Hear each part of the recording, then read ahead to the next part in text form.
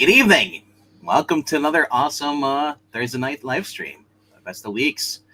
I'm joined here by Geekeasy, Eric Breen, and special guest, the Lump.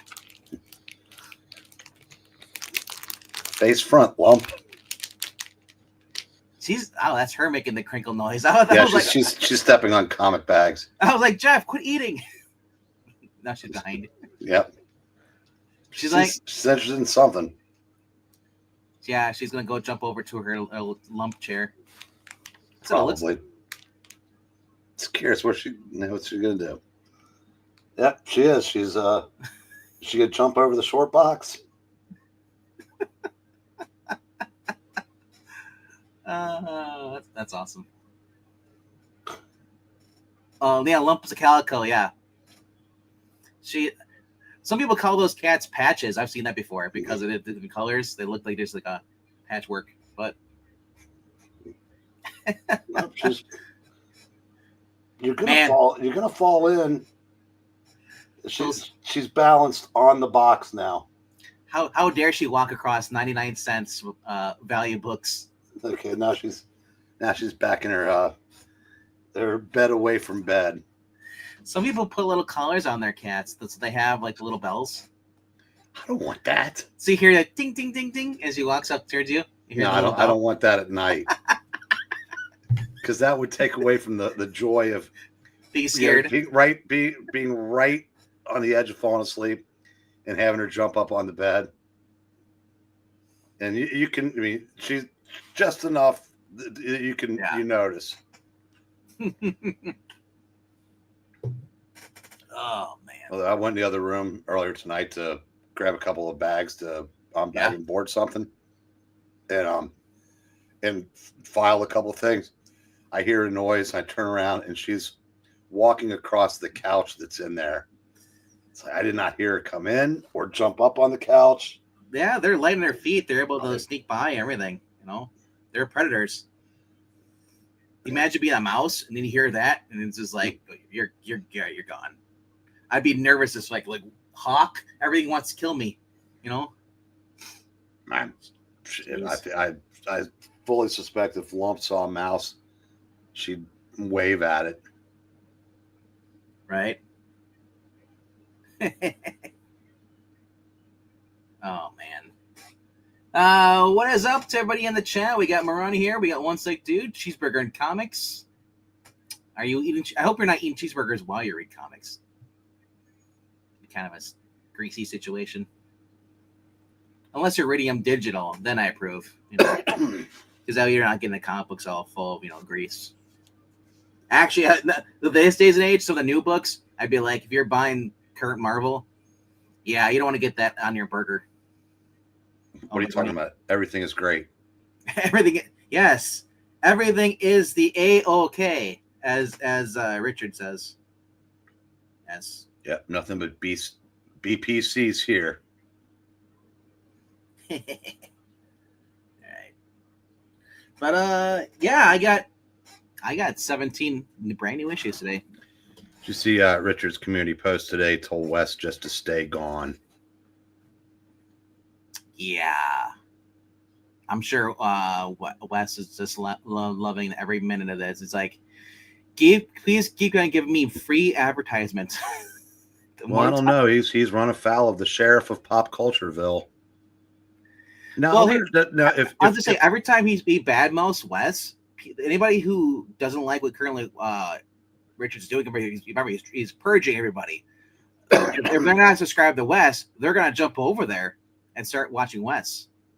I'm just wondering if Mark Waid is the sheriff of Comicville, but Richard's the sheriff of Pop Cultureville. Does Richard outrank Mark? No. Doesn't work that way. Richard who? Richard Meyer. I don't know him. He's Comics Matter with your boy Zach. Okay, your boy Zach. Okay. Yeah, he's yeah. Someone. I just saw something on YouTube a little bit ago saying accused him of transitioning into Heather Antos. That was John Delarose, who's rapidly becoming one of my favorites because of But The way he sticks up for Wes and he's just hammering Richard. yeah, you know what's gonna happen now because all this is going on. Captain Cummings is gonna make his annual like re-debut again for the 15th time, and then they'll be gone after a month. So anyway, what's up to Dave? Let's go. Like I said, I got 17 books today, so we'll just get this going right away. All right. Plus, I have back issues. But starting off, though, I did pick up the facsimile. Oh, cool. So 72 pages, and it is treasury size. So, I guess treasury bag size. But yeah, I looked at it. It's all. I mean, I'm just glad it's not black and white because sometimes you get the books like these and they'll see like it'll be black and white on the inside. Some of these, but I'm glad it's all color in the inside. You see who the artist is? I believe it is Buckler on the cover here. Yeah, Your journal. Yeah. Check on the inside. I think it might be Garcia Lopez on the inside. Oh, I imagine though. But look at the back cover. See, I'm talking about. That's. I said that Buckler's a chameleon. It's that's him imitating Neil Adams. It is. I have it right here. It says artists Rick Butler and Giordano. Okay. So that's awesome. On newspaper print. Yep. Yeah. So Gary Conway, Rich Butler, Giordano. And then you got Gasper Saladin. Oh, Adrian Roy and Julia Schwartz. But it has everything on there.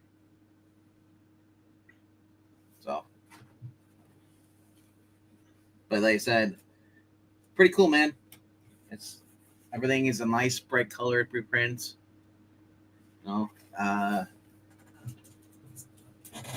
If you are on someone of the older age it is nice because the words are bigger and you can see everything. But yeah, that's my facsimile of the day. So on to 16.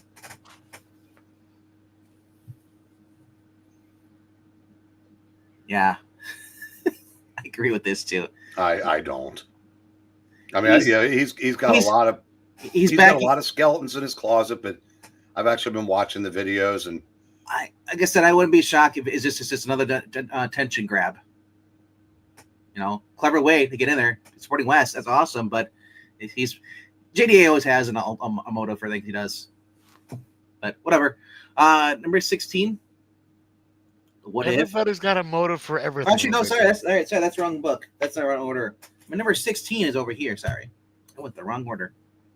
But I did get that book, though. That's an awesome book. Number 16 is Thundercats Lost. This is Ed Brisson writing this story. This is issue 3, and Ralph Labasco is the artist. So you're getting kind of like this. Art. They're on Third Earth, and this is before Lionel and all of them went to Third Earth. Fled from Thundera, and basically they got one person that's hunting them down, trying to kill them off. They thought this girl was going to help them. Turns out this girl's like a cultist, and she already took their missing fallen comrades and has been eating them because she believes that they'll give them immortality. They're the god she prays to. So basically, they have to free themselves and keep moving. And so now, because these cultists took them hostage, and the main bad guy found evidence of them, tracking them. Now he's going to have to go after them. So these cultists are really fucked because they fucked with these people, and these people. The main group was going to be able to get out of there, but now the main bad guy is going to go there and just kill the rest of the cultists because they're interfering with his search for them. But at the end, they basically take their comrades from the cultists, and then they give them a proper burial. And because of this, because they have a little burial burn. So now the the bad guy's looking for him is going to be going after him. Like I said, these are pretty much simplistic books. They're not too flashy so far. I'd say they're just above average. They're keeping my attention. I'm looking forward to see how this kind of ties into with Lionel and all that stuff. All right. Number 15. It's Batman Hush. Number 160. Okay, issue.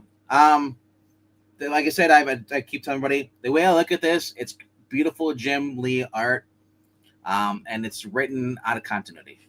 It is literally. I'm going with the fact that my assumption is that this takes immediately place right after the first event, the first Hush event series, and has nothing to do with anything that happened after that series around it. Well, actually, it probably doesn't, because Damian wasn't on the board. Damian's the only new insert I've seen. There's no mention of Tim either. Yeah, I just think it's in Elseworlds. Yeah. That's I don't even think it's in Hush continuity, honestly, the way it's being written.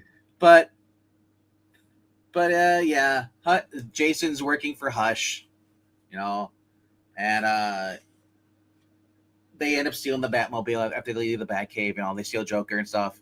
So Batman's forced to use the Batbike. Whatever excuse to give Jim Lee to draw basically Batman on a motorcycle, I'm for it. I don't care at this point. I'm just going based off. I'm reading this book not off the story, more based off the art. Because the art is just. This is the one thing Jim Lee is good at, is drawing. But did you notice though that Joker got completely healed in less time than it took Jack Bauer to kick heroin in that one season of 24? So the Joker, this whole entire time, the past two issues, this is the third issue now. Yeah. So he was healing up at the end of the first issue, and then this whole entire last issue, and it shouldn't be that fit. It's only taking place for like a day or so. Well, it's like I said, it's just a time scale. It's a flight time scale. We don't know, but basically, well, somebody sends a message to Gordon. Gordon plays a little iPad thing, and then it explodes, knocking him out. Riddler's more so revealing more that he knows where the Bat family is, and he's the only way he can help him. Against Hush. Like I said, beautiful art. We get Batgirl. She's gonna go after her because she said, like, Hush says he's targeting all your loved ones. So if she's worried about her father, she leaves. We get reminded that she's a girl again. I love that it's like a kind of nod to the Batman Beyond kind of wings too. I love that. Batman basically goes down to the scalpels that Hush is using are the same ones that his dad would use. The special ones. They're like, very like the precise everything. So he's tracking down to the place, and he meets this girl in here, and he or at least suspects the girl working at the place because it's Wayne Industries, it manufactures them, that she's not who she's supposed to be. He's wondering how long she's been there. She turns out being like kind of like a human who basically had her like a cyborg, kind of like her body augmented. And then while they're fighting, basically Nightwing goes and he finds Joker, and he confronts Jason Todd. They kind of like argue back and forth, and I love this. Jason Todd's like, because basically Nightwing says, "Jason, come with me." He's like, and Todd's like, typical. You don't get it, Dick. Bruce shot at me with a gun. What? I don't believe you. I don't care. I'm not leaving. And he's like, "You're leaving, and I don't need these to kick your ass." So he puts his guns down on the actual gurney where the Joker is, who's not shackled whatsoever. That's another thing that was kind of dumb. While they're fighting, Joker gets up and he's like, "Oh, look, I got guns." And he's like, "I always want to ask this question. Are either you faster than a speeding bullet?" Kind of leaves him there. I was like, it's just so stupid. But I guess in this sense, Jeff Loeb thinks the Joker is a physical peak, or does prowess just as Batman is. He's the equal. So he's able to heal fast, just like Batman does. I don't know. But Batman gets attacked by Silence again. This guy who basically has a canary cry shrieking over. And Batman, he's like, well, Hush probably thinks, because thinks that I'm gonna, doesn't have any upgrades. He has an audio block in his collar, so he can't hear anything. It blocks all sound. So while this guy is basically like yelling at him, he goes up and he's like these like brass Hey, knuckles. is it just me or I can't hear you? I can hear him. Yeah, just you, Jeff. I don't know. Yeah. Well, yeah, Marani, they gave the Joker guns with the stupid joke. That's all a pun was. But I love how Batman kind of like knocks him in the throat. No, is this before or after Damian goes and gets the one man that killed the only man he ever respected? This is leading up to that. This Okay. is stupidness right here, the next page. Look who I brought, Dad. I brought help. Yeah. So I'm guessing Alfred is still alive in this continuity. I don't know. We don't know. We haven't seen him yet. I looked. You're right, because we were talking about this last night. I looked the first issue. He's not mentioned whatsoever in there.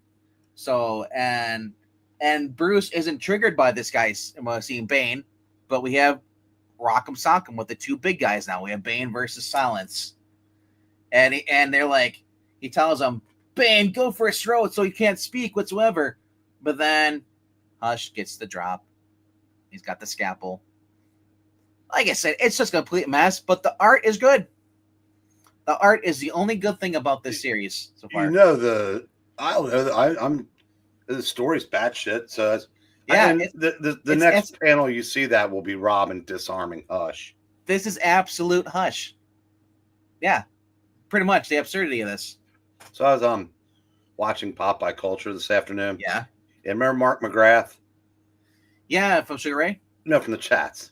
Oh, that was not the other Mark McGrath. Okay. His comment was, I see DC continues to treat their continuity like an Etch-a-Sketch. 14 is Daredevil, Cold Day in Hell, number 2. This is the variant cover, I believe cover B, I think yours was. Yeah. Literally, we find out more about in the first issue. There was an attack and the truck exploded, the chemical radiation gas. It restored his powers, but he says, my powers, what restored my powers is now fading away. Hey, look, there's Zach. Zach popped in. I know it's funny. You popped in, and then I heard the noise that you're popping. Oh, that's weird. Yeah, so... But Geekeasy said he couldn't hear me, but... He needs to make sure his speakers are turned on. Yeah. Anyway, though, really interesting series. This is Steve McNiven doing the art on this, and it's still good art. It's just my thing is weirded out is seeing a 70-year-old or 70-plus Daredevil running around in a costume that he stitched back together, so it looks like Frankenstein almost sort of thing. And he's throughout this, he's talking about how he's able to track down these guys who base and because he remembers like there was something going on, and he's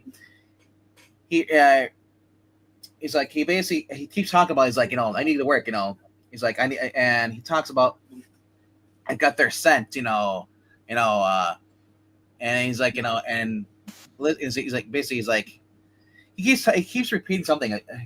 Pretty sad. He's like, but he kept repeating. Dialogue was a little weird here, though. I don't know if you caught that, Brain, where he kept repeating. So, you used to do this when you were younger. There's ease, Matt. He just said it like 2 or 3 times. Kept like almost like he's complaining, grumbling. But we learned that, well, if you haven't figured it out too, Bullseye is the main villain in this. Bullseye, and this girl apparently she has abilities because they restarted the super soldier serum trials. They're trying to bring back powers to basically New York. It sounds like a lot of the heroes lost their powers or don't have abilities anymore. But she apparently goes kind of batshit crazy. She explodes with light, and then so he's gonna track her down because she gets these 2 guys where he fought against in the beginning. In the first issue, have now took the girl in the ambulance, and it's so he says like He's like, don't worry about. He's like, it's like, you used to do this every day. You used to do this for fun. Don't think about it this much. Just be him. Just be him, Daredevil. And then along the way, he remembers where the girl was. And I'm getting like, if you ever watched the movie Rotor, it was a bad sci-fi movie about a killer motorcycle cop of the future who was going around and he tracked people, and he could tell just by looking where the tire tracks were and stuff and predict what happened. That's kind of what Daredevil's doing in this by tracking the scent and figuring out, okay, like, where touches the ground, he touches the, and he says, oh, is this kind of like tread or whatever and stuff. It's really weird. So he's able to track them down. He calls Foggy Nelson, who is it's still Franklin P. Nelson. He's attorney at law. He hasn't talked to Matt in years since he lost his powers, apparently. And we find out that Matt hasn't been equipped being a lawyer as well. And he calls him for reassurance, and to help him if he could do him a favor, and they meet up. And Foggy pretty much tries to tell him, he's like, dude, you were given these abilities for a reason. Do it. Don't blame yourself. So, and it's just, I love this because like Matt he's able to track down the ambulance because it has a certain type of emission, a certain type of tires. So he's able to narrow it down by the fog or the catalytic converter they're using because it's an older version. And he basically gets in a fight with these guys. He shows up, and this 70-year-old plus like Daredevil, he's got his abilities back, basically beats the shit out of him. He's got the upper hand, and he's just about to get got one of the guys the gun. Who got a drop on him because he's still kind of like out of the loop. His powers keep going in and out, and we have Elektra shows up, a young version of Elektra. So immediately, my mind goes back to everybody who watched Batman Beyond. There was the episode where Talia was like much younger, and she'd been using the Lazarus Pit, and she kept tempting Bruce. Why don't you take a dip in the Lazarus Pit? So it sounds like me, and like in this thing, because she talks about Matt, it's like she's like, you could be young again too. Like she wants him to do something. Because I'm not sure what she's. I know she's with. I don't know if she's involved with a hand in this or not. So she's able to keep her youth, but somehow she still has her youth. So that's a mystery as it is. But she pretty much kills like all the bad guys, and and it's just like something happened with Wilson Fisk the first time because we find out that Fisk is dead in the first issue, and something happened to cause a rift between Elektra and Matt. I'm not sure if she killed Fisk or whatever, but the girl pretty much is they brought the girl to Bullseye, and Bullseye is gonna use her for a little bit for a while, hold her on. But he's basically we learned that somebody stole a bunch of the rest of the containers, containing the chemicals, and turns out it's Bullseye. Bullseye wants to create his own army. Yeah, because I think that's the chemical that hit Matt when he was a child. Yeah. And he wants to replicate that because Bullseye's losing his abilities too. Yeah. Did you notice he did something and she goes, you hit me in the head or something? He goes, I was aiming for your eye or something like that. Yeah, he's older, so he can't really pinpoint. But yeah. So as a shipment of that stuff was stolen, dozen barrels. No one knows who took it, but that bomb in Hell's Kitchen, it was riddled with it and a barrel's worth, and the rest of it is still out there. So honestly, I'm looking forward to more of this. I didn't know what to expect for this. I was glad I picked the first issue. The art is still growing on me a little bit because I'm just not used to a really skinny old Adrian Toomes version of Daredevil. It's funny there. Josh and Drew said that this one wasn't as good as the first issue. Yeah. I thought this was much better than the first issue. It's weird. I'm watching them and I go, I'm not agreeing with anything almost. It's all right. That was 16. This is 13. Continuing the story of after the Wolverine Kitty Pryde miniseries, they're in Japan, and Wolverine's trying to help her get break her connection from Ogun, I think his name was, or Logan's Heroes? Ogun with no H, Ogun. So I know it was a joke. yeah, That was for the TV land crowd in the this chat. is artist is Damien Cucchiero or whatever his name is, Cucchiero. Cucchiero? I don't know. Cucchiero? Yeah. It says the group has been staying, at the Tokyo penthouse of Logan's former fiance Mariko Yashada, their foster daughter Miko. Logan's been training Kitty, determined to shake her or Logan's influence and redirect her enhanced fighting skills for good. And then it says after an intense fighting session, Kitty woke to metallic snit of Wolverine's claws. Following the sound of, she found Logan and Mariko all clad in ancient Japanese attire, facing off against snow-covered samurai in the middle of a frozen landscape. And so it talks about how, and it's kind of weird how they're all fighting against this giant snow samurai, and it's not having an effect on them. And it's kind of like, I'm kind of like, what did I jump into here? It feels like the middle of a story, but with Rachel and all of them, and that's so weird. It's like it's like looking at Elliot Page. Yeah, still looks like a boy. With a haircut that short. I kept thinking it's Elliot now. So it turns out it was all a dream, and they just fucked up the whole entire penthouse room. But they all had a shared dream. Mariko, Wolverine, and Kitty Pryde, and she's badly injured on the back stuff. So, and I love how the Yukio pretty much is like just basically babies. Oh, it's like quit your basically you're crying, and they kind of like the whole time she's like, I hate you. It's like, oh, that's good you hate me. Focus on anger while like sew up your back. The dad's all kind of concerned too what's going on. Wolverine finds an old, like a really old heirloom that actually shows all three of them. This is supposed to be like 1,000-year-old like object for 2,000. Yeah, it takes right after the original. These are basically Claremont's been taking the original like his stories and the ones that never really had an ending and giving them an ending. That's what it looks like. He did that with Gambit. He did that with I think it was 267 or 287. The one with Captain America, the one that was before this. 268. Yeah, 268. He's been like adding on to the stories. So basically this extension of Wolverine and Kitty Pryde. He's just continuing the story. And it's been kind of cool. And there's even references to like Uncanny X-Men 172 and 173. Because she says like not so long ago, Logan and Mariko were set to get married, but one of the guests was the Emperor of Japan. But she was under the mind control of an old X-Men enemy, and she basically shamed him and broke his heart at the altar. So it's just like right around that area. The little story.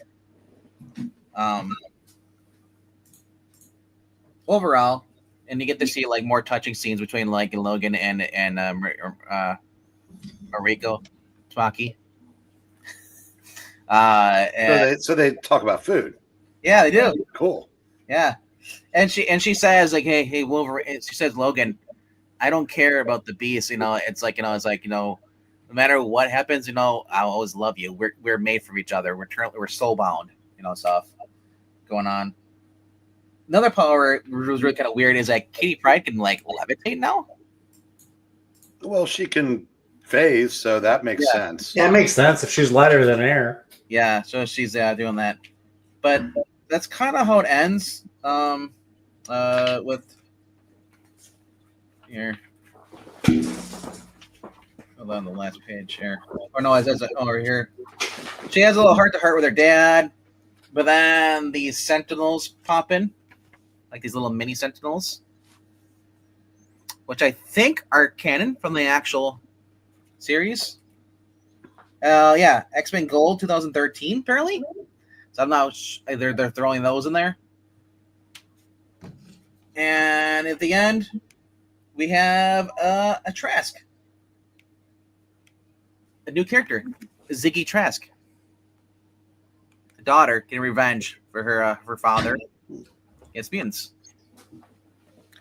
Zach, your dad watching basketball tonight? Oh, I'm sure he is. If he's a Knicks fan, he's happy at least for tonight. He is an underdog fan, so whoever is the least favorite to win, that's who he's pulling for. All I know is if I were a gambler, I would have bet the mortgage on New York tonight. So, Really? Oh yeah, dude. New York's beating them by 20. Oh wow. It's an elimination game at home. You can. Those are ridiculously easy to predict. I don't watch them unless if they're not in a chamber, they're not cinema. Number 12. Pharaoh the 13th. Pharaoh's awesome, dude. So the whole issue is about them coming up plan with LC to get them into basically PetSmart. Because they believe once they get in there, like this building or Pet City, Pet City. Like the whole thing is like we're gonna climb this telephone pole and then we're gonna walk across the telephone wires and then we're gonna go to this open skylight. That's the whole plan. Because we're like the guy's like, dude, it's foolproof. There's the doors are closed, the bad can't get in, and there's a shit ton of food in there. We'll be fine. We can ride this out. And basically the whole issue is them just basically trying to figure out how to get them all in there. And they have the dog who works for the leader cat they met. Dog loves chasing the bad kind and chews on them and eats them. And so for some reason he's immune to the rabies. Don't know explain why, but he's going to help run distraction, and so they can just walk across the telephone wires. The only problem is while they're going across, they have the little kittens can't really climb, on the big telephone poles. It's because there's no branch of them. So each of them have to carry a kitten on their back. And while they're doing this, Lord Fluffy Britches or Luffy Pants, whatever his name is, but he's the one with the yellow hair in the middle there. He freaks out, slips a little bit. And then in the middle of it, we get a Frank Miller scene here. Lightning and the rainstorm comes, and they have to make it across, and they do. Honestly, only after one of them almost falls, Elsie almost falls. They bring her up. Somehow the cats are able to grab her with their claws or paws and pull her up, which is just kind of weird because realistic, that cat's is dead. But once they get in there, they're like, "Oh shit! Oh, there's all this food in here. We're fine. We're saved." Only to find out the Yakuza's in there.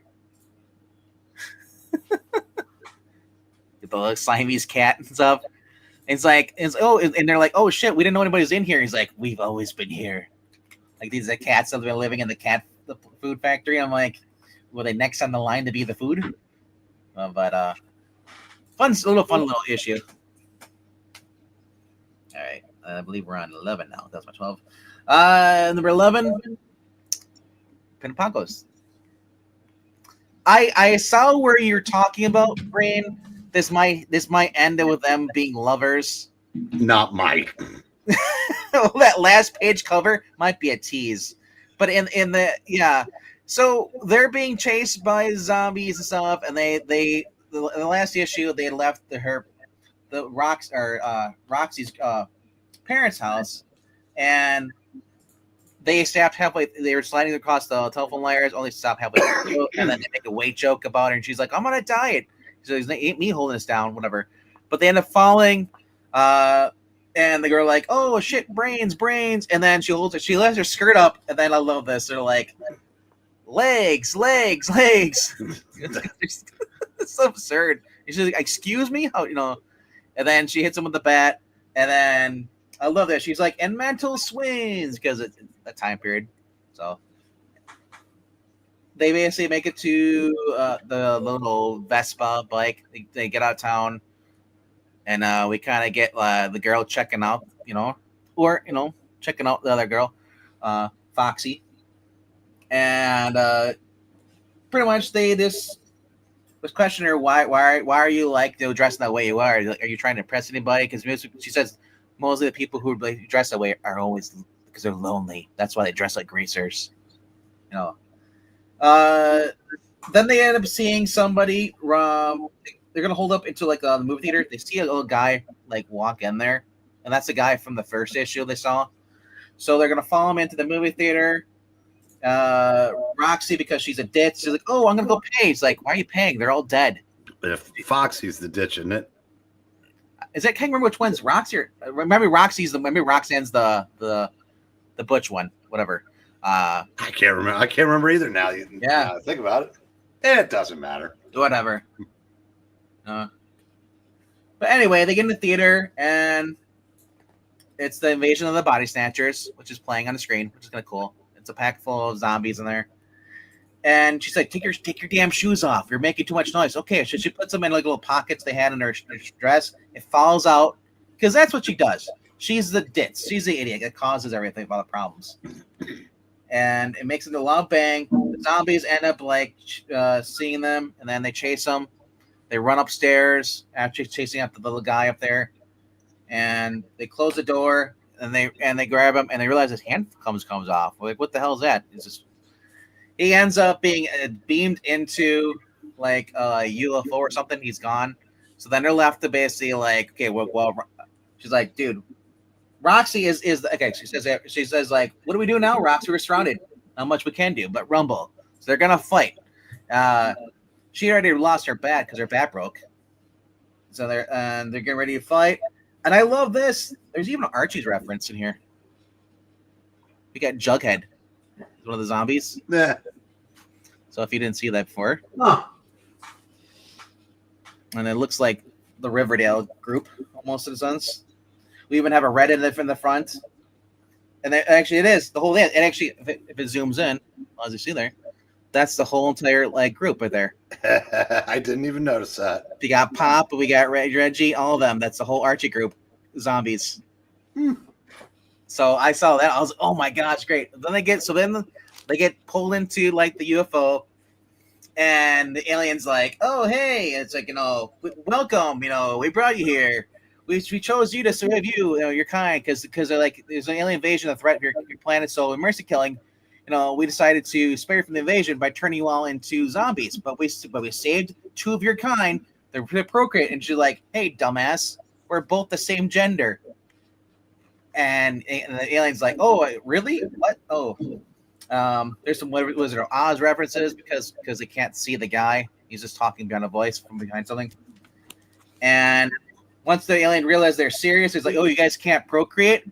Oh, I don't need you then. Throws them back in there. We get another hint. Great plans. And they're left there pretty much to basically either be fried by the zombie ray or zombie ray gun or from the spaceship or get eaten by zombies. Preview of next issue.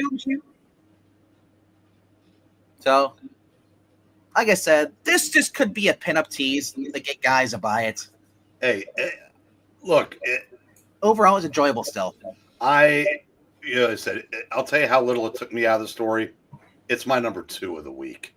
Yeah. So, yeah, I said I loved it. It's a very good book. Also, cover art is by Andrew Tarusov. Zach, are you reading this?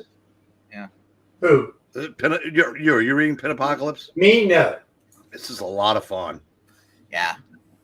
And it's you need a couple comic books that are like Justice League versus Godzilla was just fun. That's right. There's a First time sequel. around. Yeah, I saw that. Don't know if I'm going back for seconds, but a good fun comic is always welcome. That's true. Number 10. So if you're not reading this series, and I'd say if you watch the cartoon series, it's hugely all it is this references all cartoon series because it is a Saturday morning cartoon Avengers. We get some more intergalactic wrestling. They're watching like which equivalent would be a WrestleMania. And Master Splinter is away. They're like Raphael's like, we're just gonna watch this for a week. And like Leo's like, dude, we gotta go patrol at least one night. He's like, Master Splinter went on vacation. Why would we? Is this a gift, Leo? Why would we waste it by walking around looking for bad guys who most likely aren't even there? So he ends up going. on patrol, and he ends up saving. He meets his little girl, and her cat's stuck in a tree, so he cuts the branch off, so the cat falls down. Meanwhile, we got Krang, who's trying to get Shredder basically back from ghost form into his human form because he's stuck in between dimensions. So they're working on a portal. They end up restoring him, but he's back in Dimension X, with no way of getting there. So, and as they're trying to figure out what we're gonna do now, so I got to call him. He's pretty much Crockett at this point. You know the way he dresses. You know he's might as well be Sonny Crockett. He says like, why don't we just go steal something? You know, we can the teleporter and stuff. He's like, and of course Shredder's like, dude, the turtles have an interdimensional portal. Just go steal theirs. But we're like, well, there's no way we don't know where they live. So they go to this girl who used to be like an assassin. Was possessed by an older like spirit. You know, since then she's become a sensei and she teaches like martial art to kids. And she's pretty much blackmailed into basically like leading everybody to like the turtle's lair. And we get the return of the guys from the Secret of the Ooze movie. So I said a lot. It's just built in with a lot of like just basically like turtle like Easter eggs stuff. So the girl's name is Lotus Blossom. That's what she used to go by back in the cartoon series. She ends up meeting with Leo, and she warns Leo. They're like, "Hey, I wouldn't. Splinter wanted me to do this, but I'll never do it for you. You know, I don't trust him." So he's a heads up, and she gives him a hug, and putting her hand on his shell. He goes back to the lair, and they're like, "Oh, where you been?" He's like, "Oh, I met Lotus Blossom," and then like immediately, "Hey, what's on your back?" Donatello says, and then the gas pellet goes off, knocking them out. And then she shows up at the end. She's like, pretty much, apologize. Like, hey, sorry I had to do this. So it's going to continue in the next issue. Overall, I said these are just one continuous ongoing story of just fun. It's the same writing or creativity that we had in the cartoon series. So if you love that, that's great. And if you have your kids are watching the cartoon series, you're watching with them, this is something you can just read right after that, and they'll be like, "Hey, I recognize this character." So it's like a little companion to this to the series. All right, number 9 is the Junkians. First appearance. Zach's favorite issue so far. That's all they do. This main guy just speaks. He's like, for those who watch the Michael Bay Transformers, and I'm not, no way am I saying, it's something like that. I think it's better, but you remember Bumblebee couldn't talk. His voice was damaged, so he talked with using like different radio clips and sounds. Yep. And just TV shows words. That's all that this guy does in this, because it's they figure, well, he must have picked it up by the signal being so close to Earth. They're able to get the radio waves. We also bring back Skuxoid, but we also learn that, wait, why does he have a little body? He's like Deadpool. Whenever he gets cut, like a life-threatening cut like that, it grows back, but he also has another one. Kind of like, if you remember the Clone Brothers, they're in Invincible. They don't know which one's a clone, but So while this is going on with them, and we get really in deep with ours. With the Junkians, learn more about them. These two talk about the whole thing. It's like how we're not the original Skuxoid, even though we share his memories of his wife and children, being slaughtered. And they're gonna agree to work together. And then we got the dude that we thought was dead from the Cobra Law group that went into space, wants to try and murder them, only a bit for the Junkian robot to pretty much just step on him, flatten him, or with his hand. And at the end, someone shows up and saves them. We don't know who they are. We just know it's some kind of robot with a giant gun, and they brings the both Skunks on board the ship. and they're like they have no idea where they're going, but they arrive on this planet. Then they recognize, oh my gosh, it's you. It turns out they're brought back the original Skuxoid. It's who's still alive, and he's building an army of himself. I don't know why, but he is. It's just Kirkman has a reason. Is it the original one, or is it just another one of his species? I think it's the original I one. thought it was just another one of his species. Army of Skuxoid Alpha. So I'm guessing he's probably the original. For how old he is. He's got the beard and everything. Yeah, maybe. So, but yeah, that's what's going on in Void Rivals. They're gonna remember get they still got the lizard alien guys over like the tentacles stuff. So they're gonna play a part in this too. So you have an army of Skuxoids, and then everything that's going on with the sphere, the circle, and then got the squiggly arm like squid guys. So it's gonna be like all out this straight up battle. Number 8 is I'm Not Spectre. Pretty much Green Lantern is canceled his Spectrum account. One doesn't want it back. They want him if he switched to AT&T. They want him back. We learned that through this series that, what was his name? Barf? What is his name? Nort. Sorry. Bartholomew. That's what he looks like. He looks like John Candy's character. I only know is they're squid guys, and they hate the Sir Tony, whatever his name is. But anyway, so they're in hell, and they're in there for a reason. So after they find him, they realize that Nort actually is who he says he is. He actually stumbled his way into hell and couldn't get back out because he's an idiot. We find somebody that was held prisoner in hell by Hal Jordan back when he was a Spectre, and he has something around his neck. Meanwhile, we have Connor and what's his name? Kyle, and then the Odyssey. Odyssey? Yeah. Yeah. Okay. They're pretty much pulling off the Star Wars Millennium Falcon trick. And then we also have Silver Beetle, or Silver Scarab. Yeah. They're getting both. They didn't realize they're being chased in the clouds. They're like, oh, we'll lose these guys to the clouds, and then like, oh shit, it's a giant monster. So they do a U-turn and allow the other ship to crash into it. And somehow they're able to tap into light speed, or somehow they don't. They shouldn't have to because damage. But Connor was basically working on the ship and is pretty much being Scotty. It's like I don't know what I'm doing here, but I'm doing something. But Hal Jordan ends up pretty much taking like these like gold lantern, or I guess it looks like a gauntlet or something.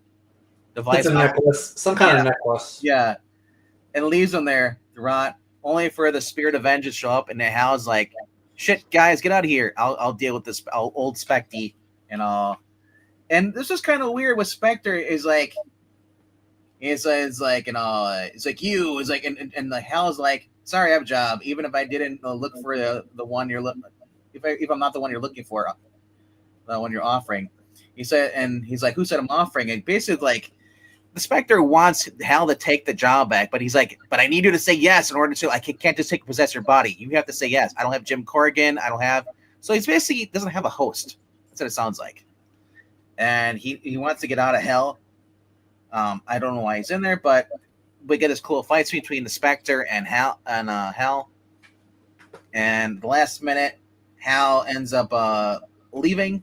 Was able to escape, and they basically leave back there, go through the portal he came with, and we found out that this guy's name I guess is his name discussed? No, but that's like the emotion, I guess. Yeah. He's going to be a lantern. Yeah, but we got the new villain guy, whatever, Star or something, what Star Breaker or whatever it was. Starburst. I don't know. Call it Starburst from now on. But yeah, he's gonna recruit him. But let me get a preview for Justice League Kong. Yeah, That's what I'm talking about. What happened to King? Titanized King Shark? Yes, please. Yeah, I was like, what the heck? And then some. God's up, Mrs. King Shark. I'm gonna be happy. Yeah. We got Godzilla kills the Marvel universe. Then he's gonna pop over to the DC universe. Yep. Then Godzilla comics are coming out this summer. Man, it's a good time to be a kaiju fan. Nobody was posing as the Spectre, MK. The Spectre just doesn't have a host. He was in there. He sensed that Hal was down to hell, and for whatever reason that the Spectre was trapped down there or whatever, I don't know. But he approached Hal, and he basically wanted Hal to be like, he's like Lucifer in Supernatural. I can't do anything unless you say yes. Invite me into your body, say yes. And Hal's like, no, been there, done that. Didn't like it. Well, first Spectre, got back in everybody's good graces when he hugged Alan Scott and told him that he was, that he was perfectly fine. But then he forgot himself and misgendered Dreamer. So yeah, had to go to hell. Yep. Literally. Number 7. It's the only cover they had. If you're not wondering what this is, this is Superman. But I got stuck with this cover. Pretty much when you thought that this series was kind of like ramping down a little bit, it's revving back up. And we're just seeing a lot more stuff, kind of more world building. Lex Luthor pretty much is in prison and he's being attacked by Superman.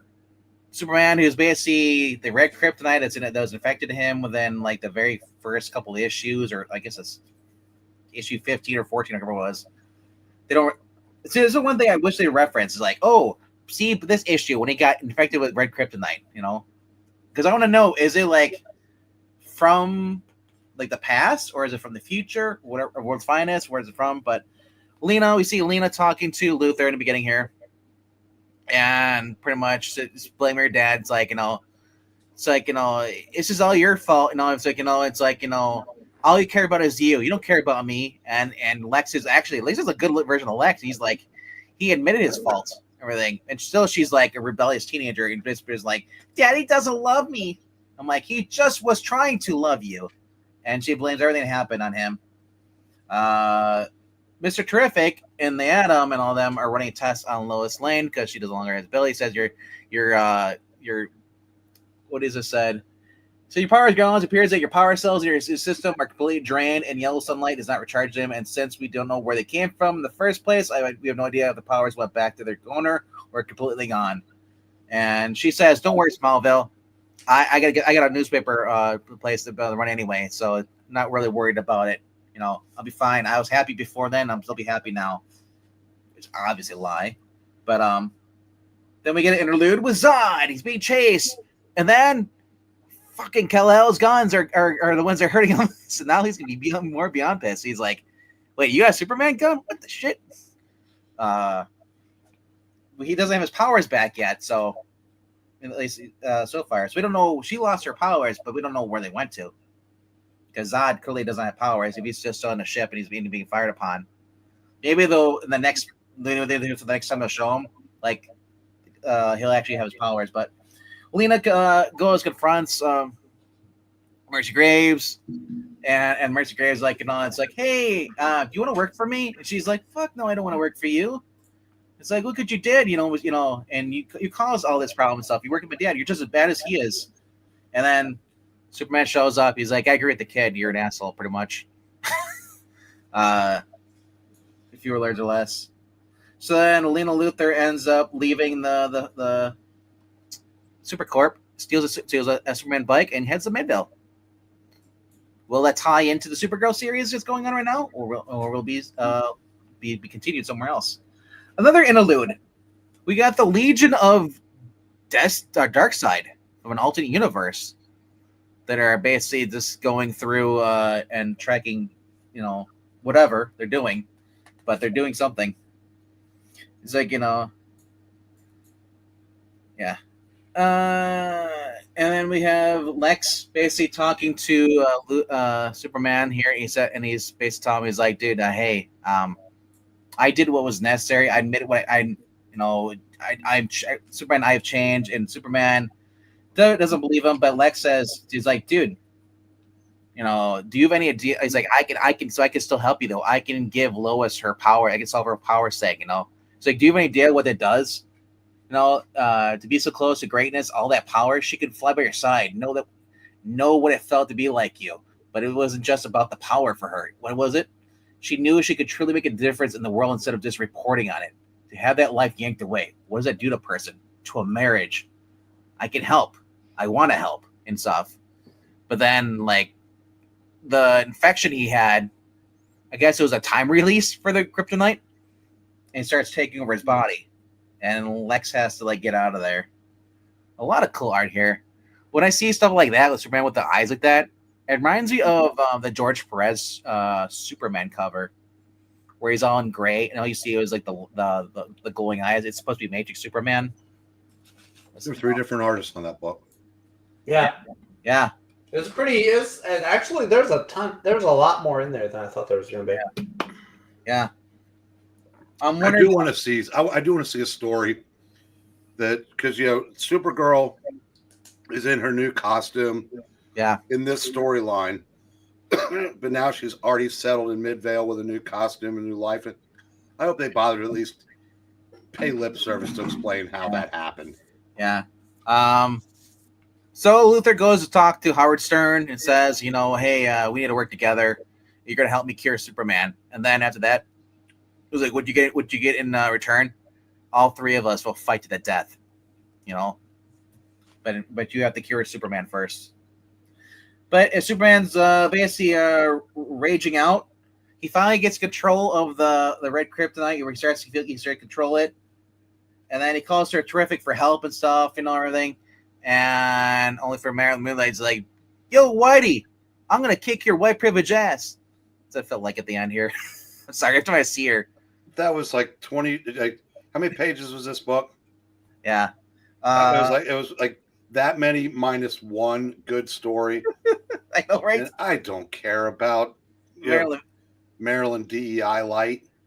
I actually liked the character. I thought she had a cool concept. She's pretty much I'm Zorro with moonlight powers or moonlight powers, but it sounds like a weird thing. Yeah. I shouldn't say that. That made me sound like that. Did make me sound like a birthday party clown. No, it seemed like they're trying hard to make her a thing, but I guess that's the idea. Yeah, because this is the first series she's been in, and they haven't used her since like issue 6 or 10 or something like that. Wasn't she in the Old West story? Yeah, she was. Yeah, that was like 13 or 14. Yeah, that was a while back. Yeah, a year. Yeah, she's been around since the Wild West days, or something like that. Yeah, she's a ghost from the Wild West. And that's where the Graff brothers are, whatever they are. Yeah, the 2 villains, Howard Stern and his brother. They were kids in the ye old West days, with Jonah Hex and everything. Anyway, number 6. Awesome issue. I agree with Zach. We said on Twitter, he said, give Beachhead his own comic book. No, not just Beachhead. The whole squad. Yeah, Flant J, and we could have. I want 2 different teams. I want I want an A team and a B team for the. Give me an X Force version of. It was like X Force exactly. It's like when X Force was a thing. Yeah. So CoverGirl, they're in the pit, and CoverGirl talks to because they're basically moving everything to the new area, the mill base, the new J.I. Joe hideout, and CoverGirl talks to the Colonel. I forgot his name is in this, or General Hawk, right? Or is it Colonel or General Hawk?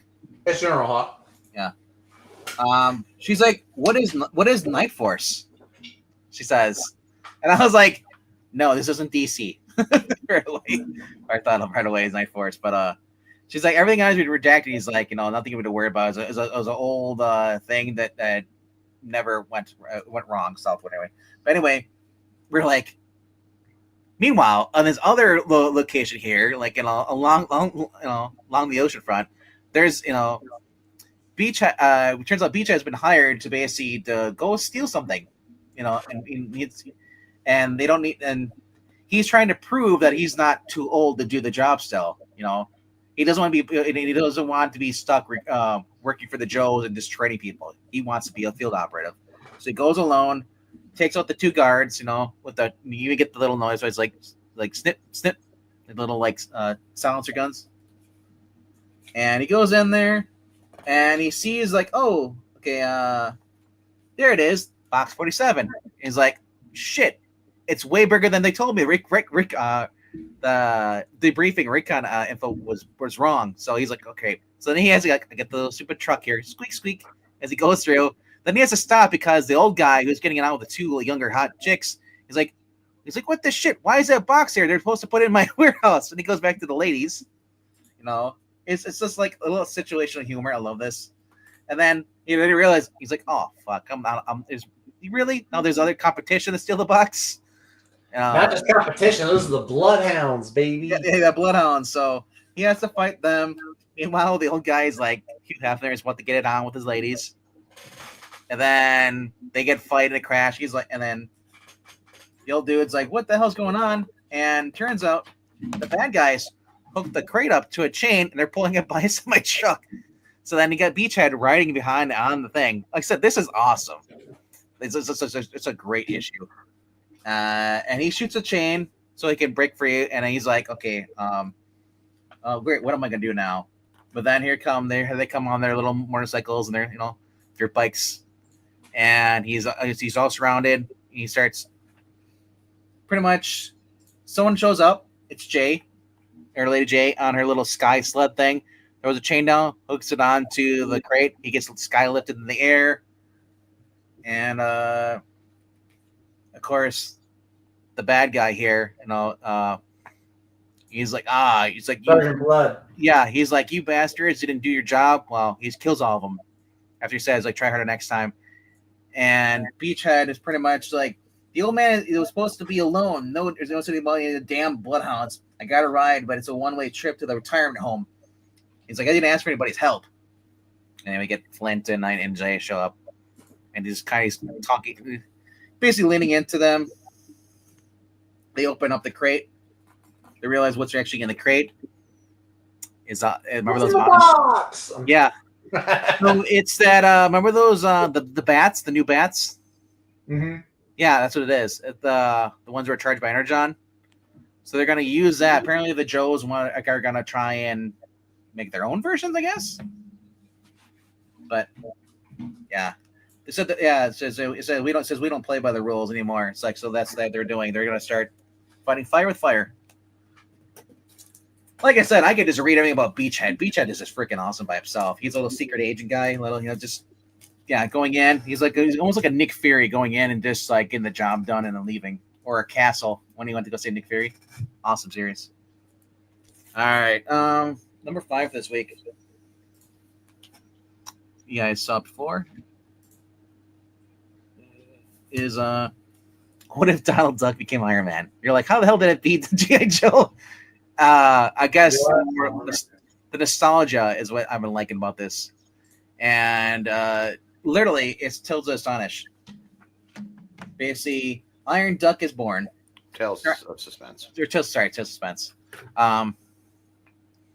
Starts out with him, he's going through the jungle. He's looking the hell he is. He's in Gyro's front lawn because Gyro doesn't cut his lawn. In this, and he's there because Uncle Scrooge forced him to get these plans for this new drill machine that Scrooge wants to basically to go retrieve more gold. And because the guy Gyro couldn't find the actual stuff, he says, "Well, here's a thumb drive." And it may say, and it recaps about him. And Scrooge says, you owe me. He's like, you owe me this whole entire debt. Either you do this for me, or I'm gonna, demand you pay me back everything you owe me. So instead of doing that, he says he basically goes there, gets thing. The little drone is there. It's spying on them. It's the Beagle Boys. They heard about the whole drill thing and stuff. They basically, and they're picturing that's what it's going to look like this. And they're like, hey, cool, all the power we can do, we can break into anything big we want to. and we can break into Scrooge's vault. So while Donald's pretty much getting ready to cross the road there, we got the Beagle Boys dressed up as a little boy, the gelato, guy, and then the old guy. He's like, can you help me across the road? And Donald's like, sure, I can help you. And then they just hit him with the freaking like the lollipop, knocking him out. They take him to the abandoned little factory, and they're like, and I love this. They're like, we left you all this material here you can use to build the drill for us. He's like, you. And Donald's like, you mean this useless scrap? And they're like, hey, it's like I spent good money on that. Anyway, so he goes to Peter and he's going through. He's like, okay, why don't you do this? And then Donald's like, he's like, I'm not gonna help him rob Uncle Scrooge. So he finds out, hey, what's this? This sounds like Guy's plan. And it's for basically mowing the armor for gardening. That's what it's meant for. This whole entire Iron Man suit is meant for gardening. Of course, because it goes back to the beginning. I love this.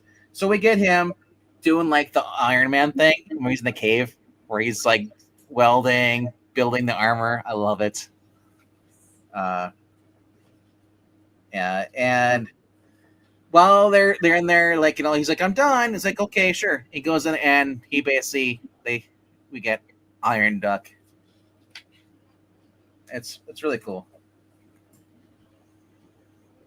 Very, very cool series. Like I said, it's a one shot, but I mean, I would love to read a whole series on this. Who needs Gizmo Duck? We have Donald Duck. It's Iron Duck. But yeah, he takes him out with his vortex to sweep the leaves, and then he's got his iron rake for raking the lawn. He's gonna rake them up. It's so dumb. And at the end, out of his chest piece comes like wire to wrap him up. It's meant for like tying up plants and weeds. And at the end, he helps out Scrooge. Scrooge's like, oh, good job, nephew. He's like, don't you reserve a reward? He's like, here, let me cut off the top of your list. This okay, now you owe me one less thing out of like the billions of debt you have in me. His deficit.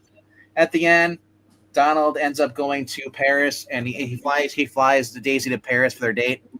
And he's like, man. He says, when I built it, I forgot to add a button to open the armor so I could take it off. So now he's stuck in the armor. And that's the ends. Yikes. With the chastity suit. Yeah, so like I said, it's such a... And that's through Marvel. That wasn't through Dynamite. That was Marvel. Marvel wrote, and that was written by someone I've never... Steve Bailing, whoever that is. Script of Luca Barberi and art by Donald Safridi. Really cool. Morani would like that whole series. All right, number 4. It's Justice League Unlimited. Number 7. I got the Yannick cut. I was like, you know what? I'm paying an extra $1 anymore for $4.99 or whatever it is. I might as well get the cover I want. And still has the cover on the inside too, which I think is so stupid. I mean, no, but I can see that. Basically, this whole issue is pretty much takes place on the Watchtower. Superman and Batman in the previous issue were basically like they're transported to the past, whatever, and then they got caught up and they couldn't travel because Grodd cut off so nobody can travel through time. So now they're pretty much trapped and like in the middle of nowhere. And the old Legion Doom takes out everybody on the Watchtower, and Elongated Man is the only one left standing. They're like surprised, like really, this guy is the only one who's like, putting on. Yeah, I thought they were gonna do something really cool with him. Yeah, I saw this though. I was like, oh look at they're all time displaced, but look, Beast Boy is pretty much being a polar bear, keeping him warm. Oliver Queen with the weird. He's looked like that. That's been his thing since Chris Condon took over. He's had actually, I think even Williamson had him with a cloak. I don't want him looking like Robin Hood though. That's the thing. He looks more like the Robin Hood with a hood, a cloak. But being like, I I don't know. And that Flash costume's so messed up.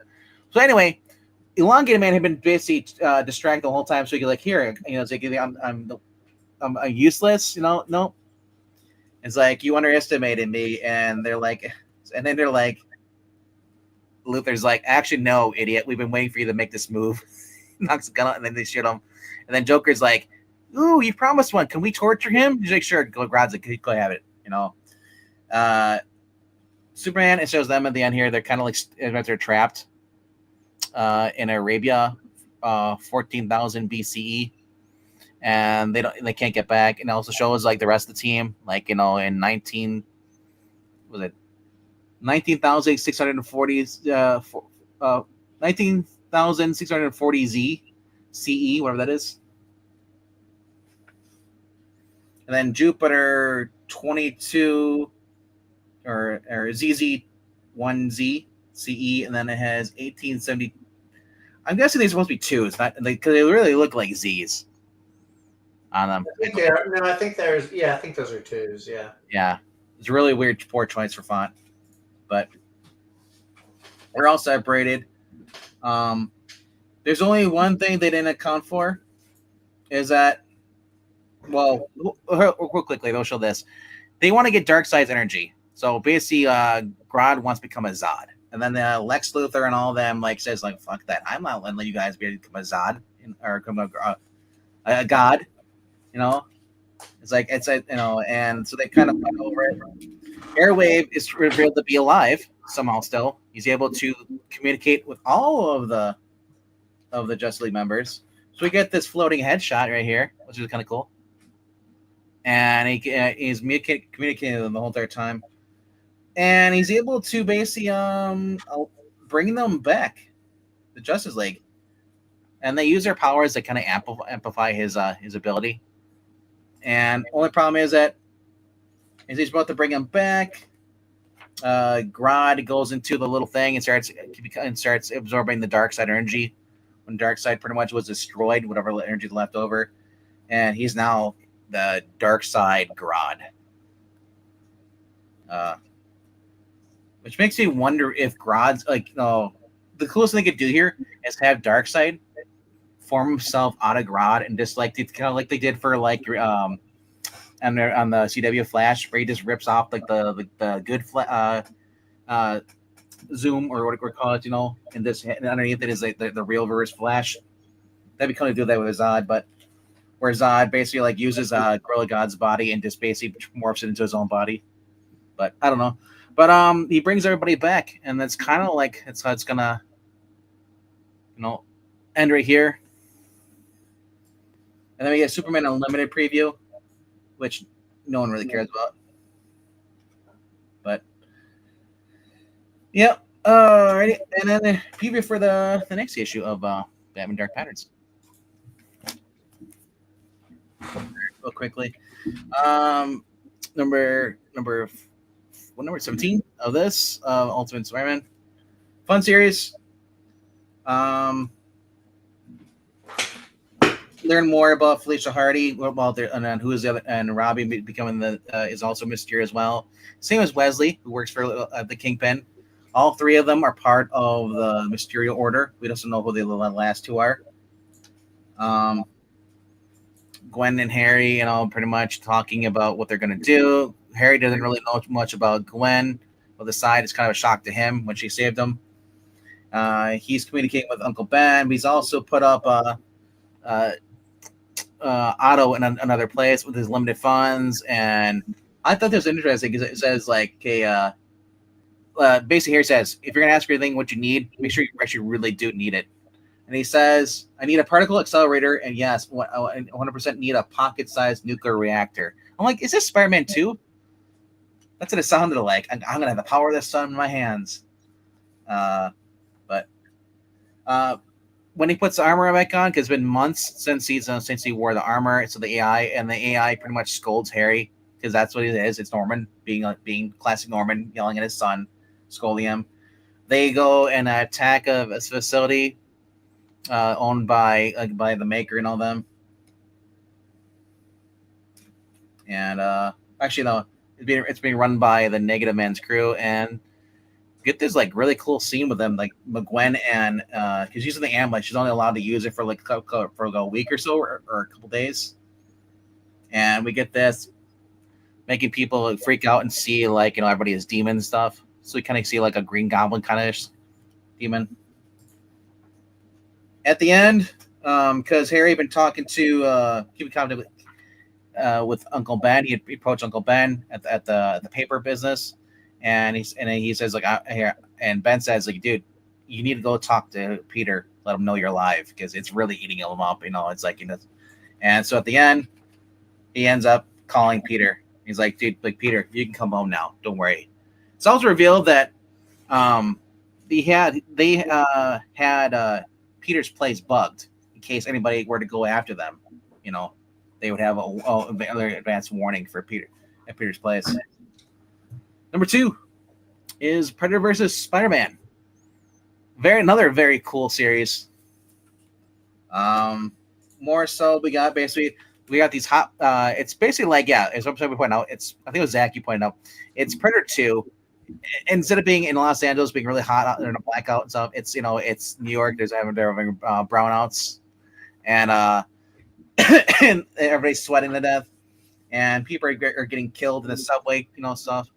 The guy basically sees he's working down there. He sees, oh look, there's a subway train, and then he looks like, oh, there's blood everywhere. What the heck? And then he's attacked by the skinwalker. They call him because he's posing as a human, rips the face off, and then kills the guy. Mary Jane and this girl who's talking to on the train they're able to get away. We get this awesome splash page here too, like really cool. Very much not for like kids. 18 or older, I'd say, or 17 at least. Peter he's like this apartment with MJ. He's getting ready to leave there. The detective shows up and she wants to talk to him. It's like, and say, hey, were you at my crime scene? Took photos there, and like, are you involved and stuff? What's going on? And he's basically yelling at her, saying, it's like, just shut up, pretty much. I got this under wraps, And she kicks on the door, only to find out that he's already gone, And he tries to talk sense, and he's like, yeah, the whole thing. So we'll get this awesome art here. I love this for Spider-Man. It's really cool art. It's been a while since we get good art for Spider-Man. This is, why? This is Marcelo Ferreira. We just had Care Andrews draw Spider-Man last week. I said good art. Yeah, that is good art. No. What are you talking about? Carrie Andrews is not good art. Sorry. That is a ridiculous statement. Okay, so you read his what's it called? Erratic? I did not read Erratic. Y'all that's a peak of his art. He can't do any better than that. Every time he tries to draw anybody, he has done better. It's called Spider-Man Wolverine. Yeah, a buddy of mine was at the shop last week, and he opened up. He goes, "I opened up Spider-Man Wolverine, took one look at that art, and said, nope." Yep, put it back. Y'all Silver Age art bias. Mean quality art versus whatever the hell that is. Anyway, Spider-Man goes to the library to do some research at the public museum, or I guess library, whatever it is. I call it a museum because really no one goes there. It's a tomb for books. And he learns more about what's going on. Apparently everything in the history is a history of events like this happening throughout history. And so he gets more information. Craven finds the old hideout where Spider-Man originally, had found it there too, and Spider-Man had put a trap there. He notices that there. He's like, oh, so that's and the cop returned back to the scene of crime from the very first issue, and she's gonna go after Craven. Craven's like, really, bitch? I'm not gonna He basically smacks her and puts her into Spider-Man's trap that he left there. So now she's stuck in that trap for about an hour, I guess, however long the webbing lasts. MJ and is running through the subway tunnel and stuff. Comes this homeless man. He's like, shh, he'll hear you pretty much. If you don't, and at the end they find out that this skinwalker guy made himself a throne of skulls, and there's all this other shit going on top. And so they're like, yeah, this isn't the trophy of Room of 100.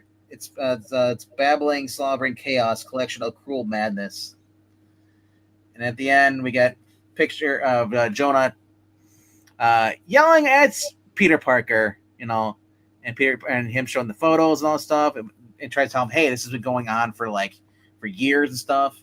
And meanwhile, through the whole entire issue, he's been figuring like, hey, I've been hearing like his spider sense has been going off above him and below him because there's been a predator ship in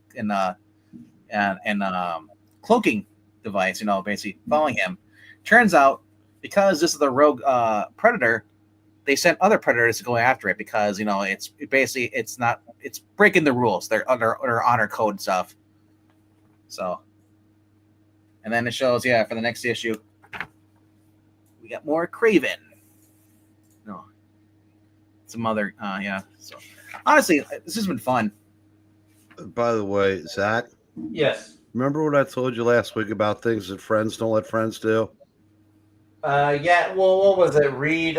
Just read T. Hillam's last two comments at the bottom. Oh, the size burger. Oh, yeah, that's what it was. So I want to point out, he said like he had dropped Simon Spurrier from Flash from my list. Zach we dropped the first issue from our list. I read the first couple of issues online. Exactly. See, you didn't even buy it because we knew it was gonna be shit. What, a Flash? Yeah, I read the first issue and I said no, thank you. I was right about one thing though. They did not divorce Wally and Linda. Yeah, you were right about that. Yeah, you're right about that. But like I said, I gotta take my wins where I can. Yeah. My computer does not agree with me. No. Number one book of the week though. High Street. Just fun. They got the chick from Devour in here, who was what the big kill of the big fat guy from last issue. Only to have the little Boy Scout guy there basically ruin her plan, because she's about like a couple deaths or souls away from being free of Pranky, right? Yeah, Pranky, yeah. She's about to be free. So she only has a couple left, and he's like, for some reason he doesn't want. He's like screwing up her plan, doesn't want her to leave or whatever. And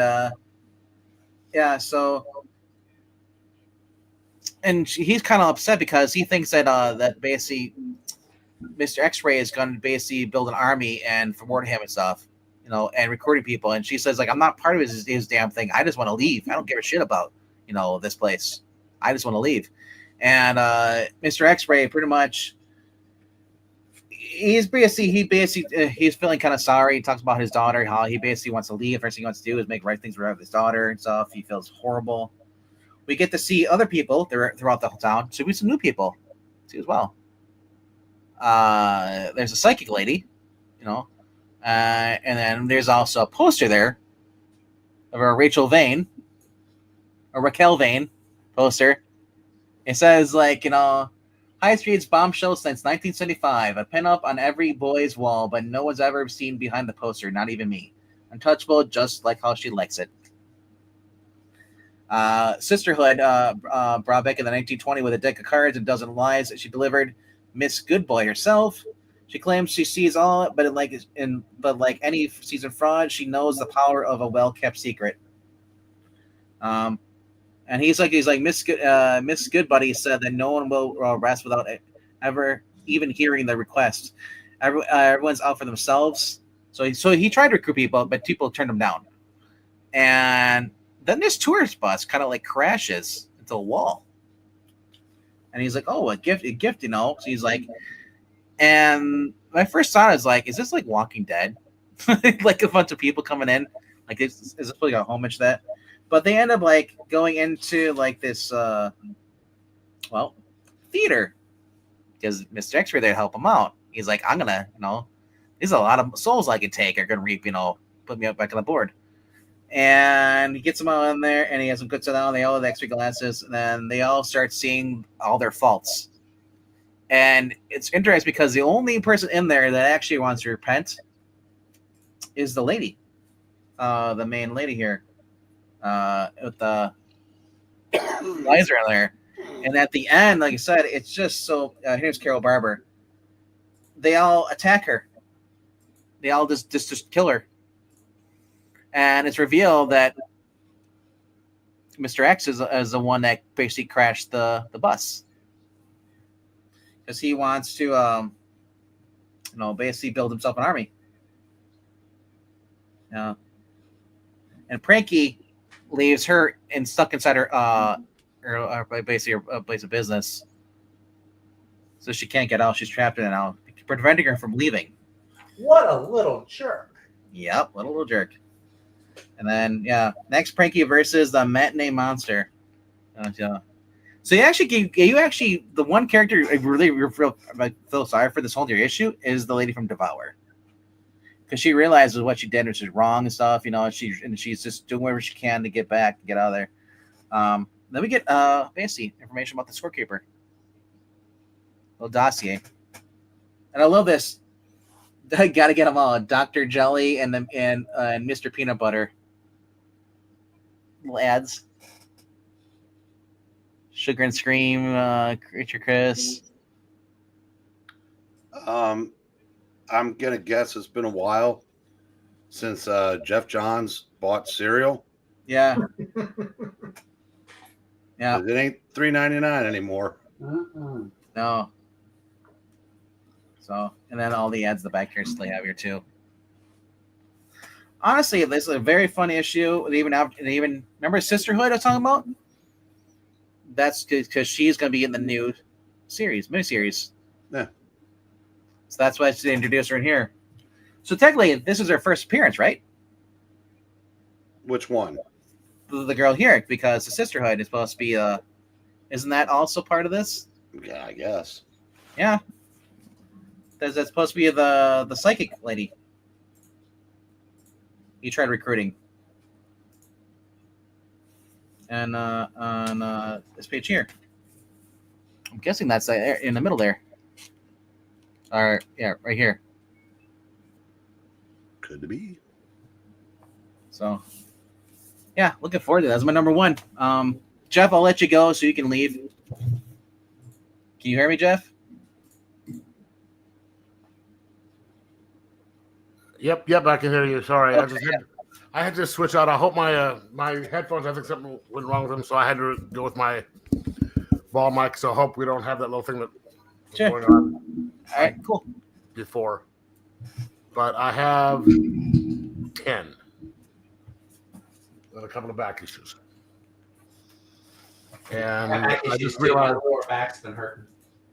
That Pinopocalypse I didn't get. So while you were doing your little short thing here, I called them, and I've got one on the box in my box. So, all right, cool. All right, so number 10, last issue of Kill Train. We all know she made it through. Okay. Yeah, I read that online. That was horrible. Wasn't horrible. It just wasn't great. It wasn't worth buying. It wasn't worth buying. I said that much. Yeah, I mean, just do the completest thing in me. Okay, number 9. Mommy Blog. It's a one shot. Is it Marguerite Bennett? Yep. That's what I was talking about. The one I think should be a Tom King book. Now, it sounded interesting. What do you know about Marguerite Bennett there, Breen? Depends on which Marguerite decides to show up. Yeah. The feminist SJW or the one that can actually write. Okay, this one is actually kind of interesting. It's kind of written interesting, but I'm knowing what you said about her. I was having a problem deciding whether they were actually making fun of, doing a parody of these online people and making fun of them or not. Okay, so you have this lady Astrid, and you can tell the art isn't fantastic, but she's an online influencer, but she's trying to get to be like the big, the big thing. She's married to some rich guy, and she's talking about some dentist who had done some, rumored to have done some stuff, and she's like, just remember he's finally, he was a coach, and says,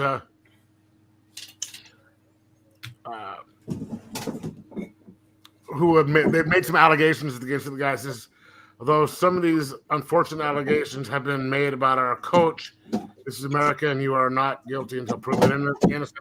But it turns out she's got him in there, and that's what she does. Is, she takes it her job to go after people they start rumors with. But there's all these different. They have all these different types of mothers, the online mothers that they go after and go through, and so it's kind of a critique of the online, upper society people and rich people stuff. It was okay. It just wasn't as good as I thought it'd be. Of course, she's killing all these people because they do these bad things, and it turns out they hadn't done them, but there's the rumor mill and stuff. Okay, then 8. We went over this. You guys can hear me, right? Yeah. Okay. Number 7, Minor Arcana. This is starting a new story arc. I had thought this was going to be a miniseries, but it turns out that it's not. We have the main character.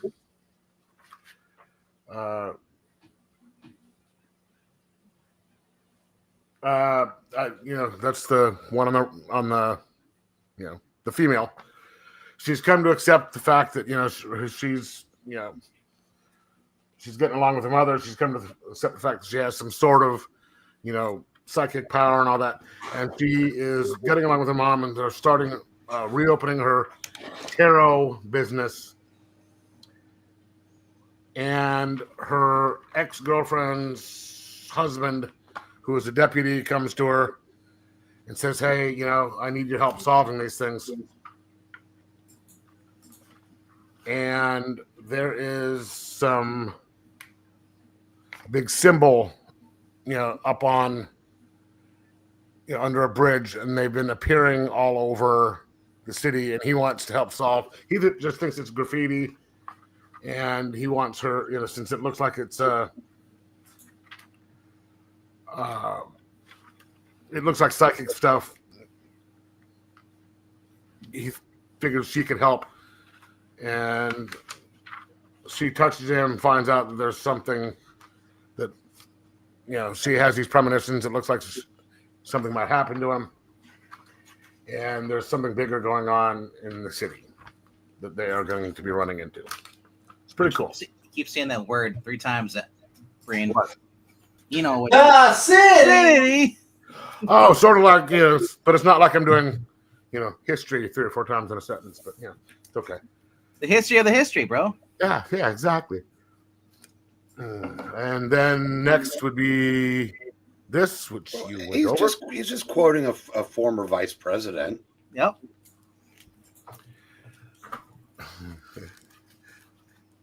Who should be our president now? Yeah.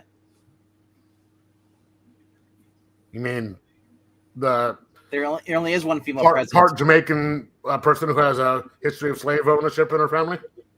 That's all hearsay and rumors. Yes, by Republicans. That's misinformation and disinformation. Yeah. And what do you call the video? Deep fake. I gotta turn on CNN. I'm so perplexed. What is happening? Well, we are making fun of people. That's your problem, Zach. Warblem. And then there's this. You got the good cover. Carl Ketchel one. It's pretty sweet. Number 3, or this is number 4.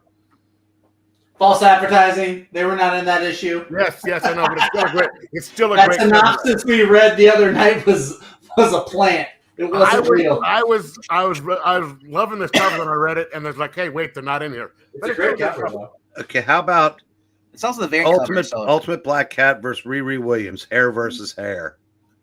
Ooh, Tango fight, man, Tango fight. I read because Ultimate Black Cat at least seems to be straight. I think Ironheart made out. Well, I'm just talking about the hair, though. Because remember that first cover? Oh, you're talking about the hair. Oh, yeah. Ultimate Black Cat looks better. Riri goes clam hunting?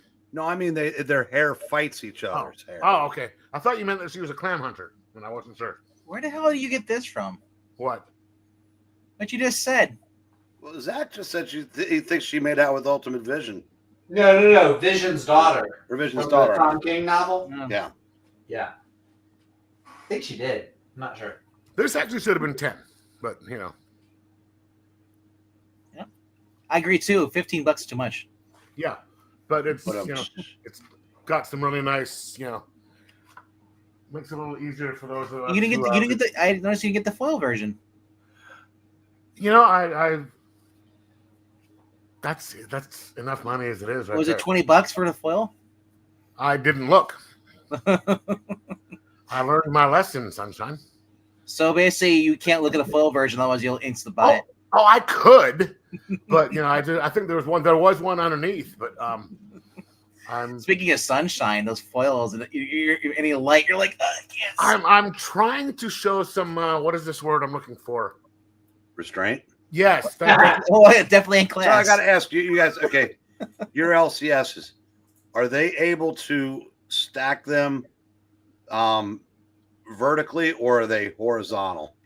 Mine are stacked We vertically. line flat. Mine are vertical. Because I said, this place where I used to work, their shelves weren't built for the resurgence of the treasury because they're all on their sides. Okay, So, so yeah, so mine has ours them all in the white racks.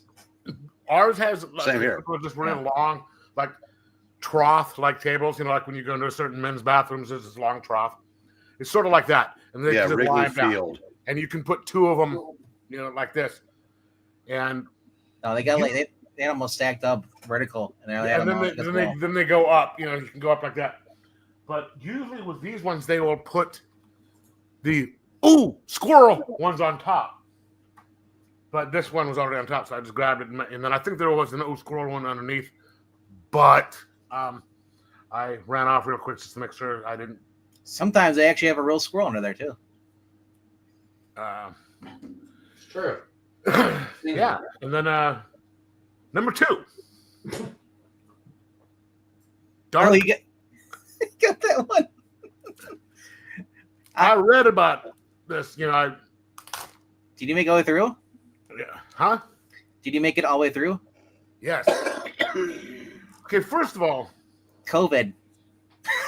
no, but okay, I love the art. It is a back part to the story. Okay. That kind of threw me off on it, but what happens is there's these what is it? Gangs in New York. Yeah, in New York. There's all these different gangs in New York, and there's this issue, and I guess it's 2020, and there's it was shut down for COVID, and someone uses it to go in a power play to take over the gangs. Yeah. So, and that actually does sort of make sense, but but they do have people, only a couple people wearing masks and all that. But then so there's a big power play, and then you have the people trying to figure out how to stop the person from trying to take over, and someone's trying to kill all the mob leader bosses. The main girl is like, I guess, if I already read the synopsis, she's like the leader of this one gang, and then her father's gang, and now she's basically like trying to stop all of it. Well, she is in prison, and they I guess they want to use her to get, because she's like this really good operative or something like that. She doesn't have a mask on. I don't believe this story. But this is she's in prison and all that stuff. But she's typical badass and all that. She's the badass chick and all that stuff.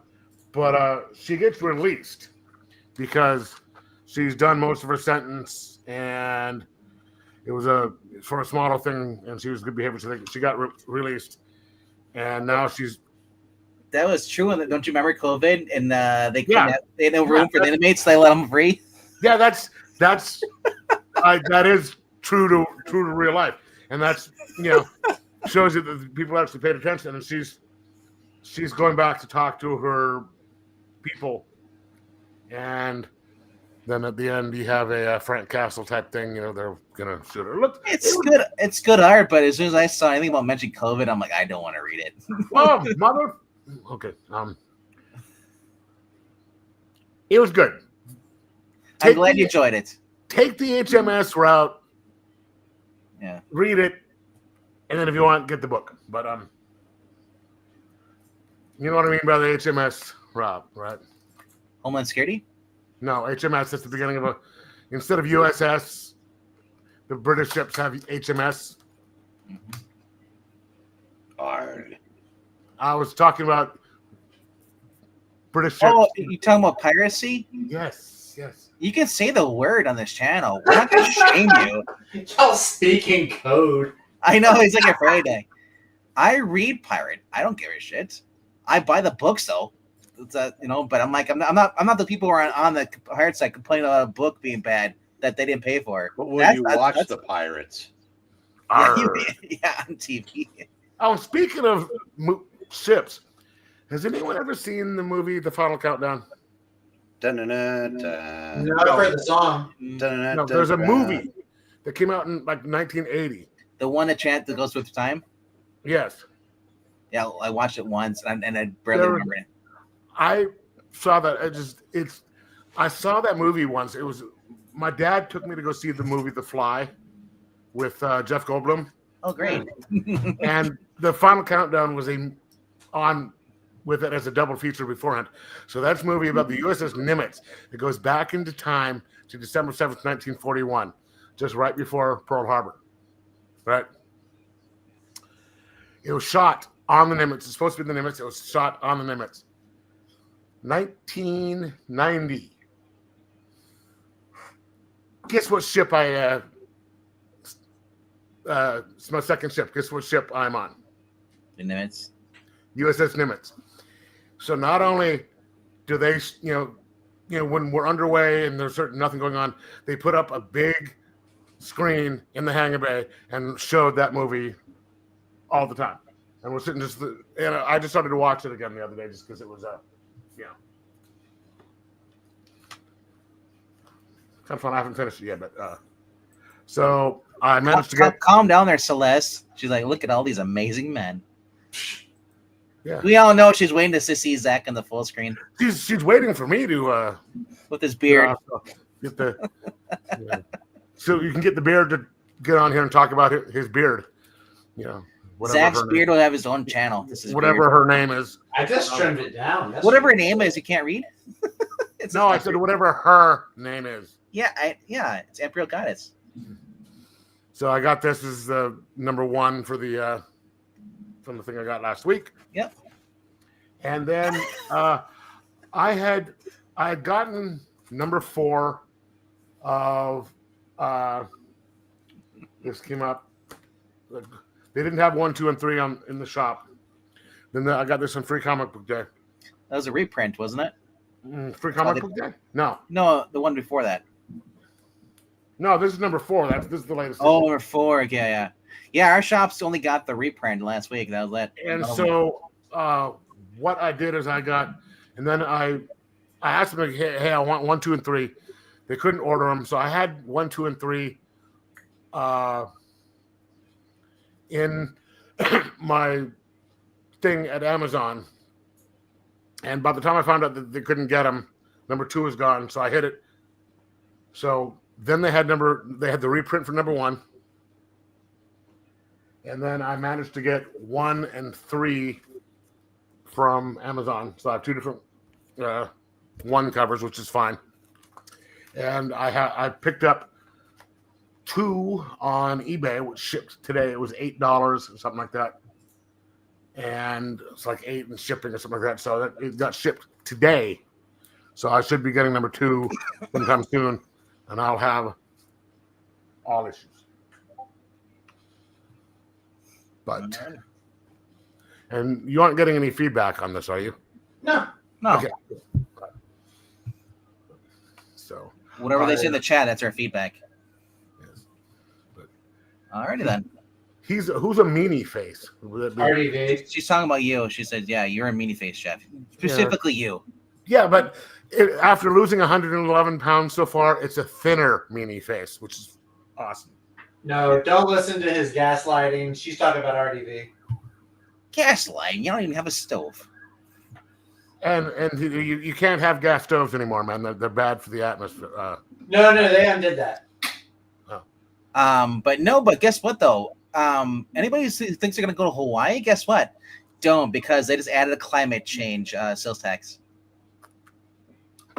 Well, so now if all tourists when they go there have to pay more money to fight climate change. Well, if I go, and this is, by the way, my mom got me this shirt today. Nice. If I go, I'm gonna follow like Leonardo DiCaprio's example in all his climate stuff, and I'm gonna fly private. So because he's a big climate warrior, so I'll just fly private like he does. Yep. So, alrighty then, Zach, you're up next. All right. What's up, everybody? Been sitting over here. I think my beard grew. Hi, Dr. Nick. So no, if you do that, you have to do the old what's up? Whatever is the wrestler. His name escapes me right now. I'm like the one guy. R-Truth. Do the R-Truth. Did not watch any See, wrestling. I watch wrestling too, and I had no idea you're quoting R-Truth because that's how much I purged him from my memory. All right. Sorry, just gotta click out this other window here. Okay. Yeah, the other window you're watching yourself. No, I was playing a game. All right. You were playing a game while he was pouring out his heart talking about comic books that he got? Don't worry, I was doing it for you too. Wow. You think you know someone. Dude, Hey, it's like growing out watching. At least I got equal treatment, man. Well, no, that's what it is. That's right. Equal treatment. I don't that's- treat one person better than anyone else. Wait, you trimmed your beard. That's why you're more of a jerk now. Trimmed it, got this trimmed up. Oh yeah, dude, I got paid this week, so I decided, you know what? I'm gonna go to Sports Clips, have them like do the hot towel on my face. I got money. It's been about 3 months since I've had a haircut. No, actually, it was only about a month. It hadn't been that long. But You make it sound like you're like a homeless person, finally got a nice clean cut. dude, I got a nice haircut. It was a really nice haircut. Enjoy your haircut. That's the closest I get to a spa is going to get a haircut. All right.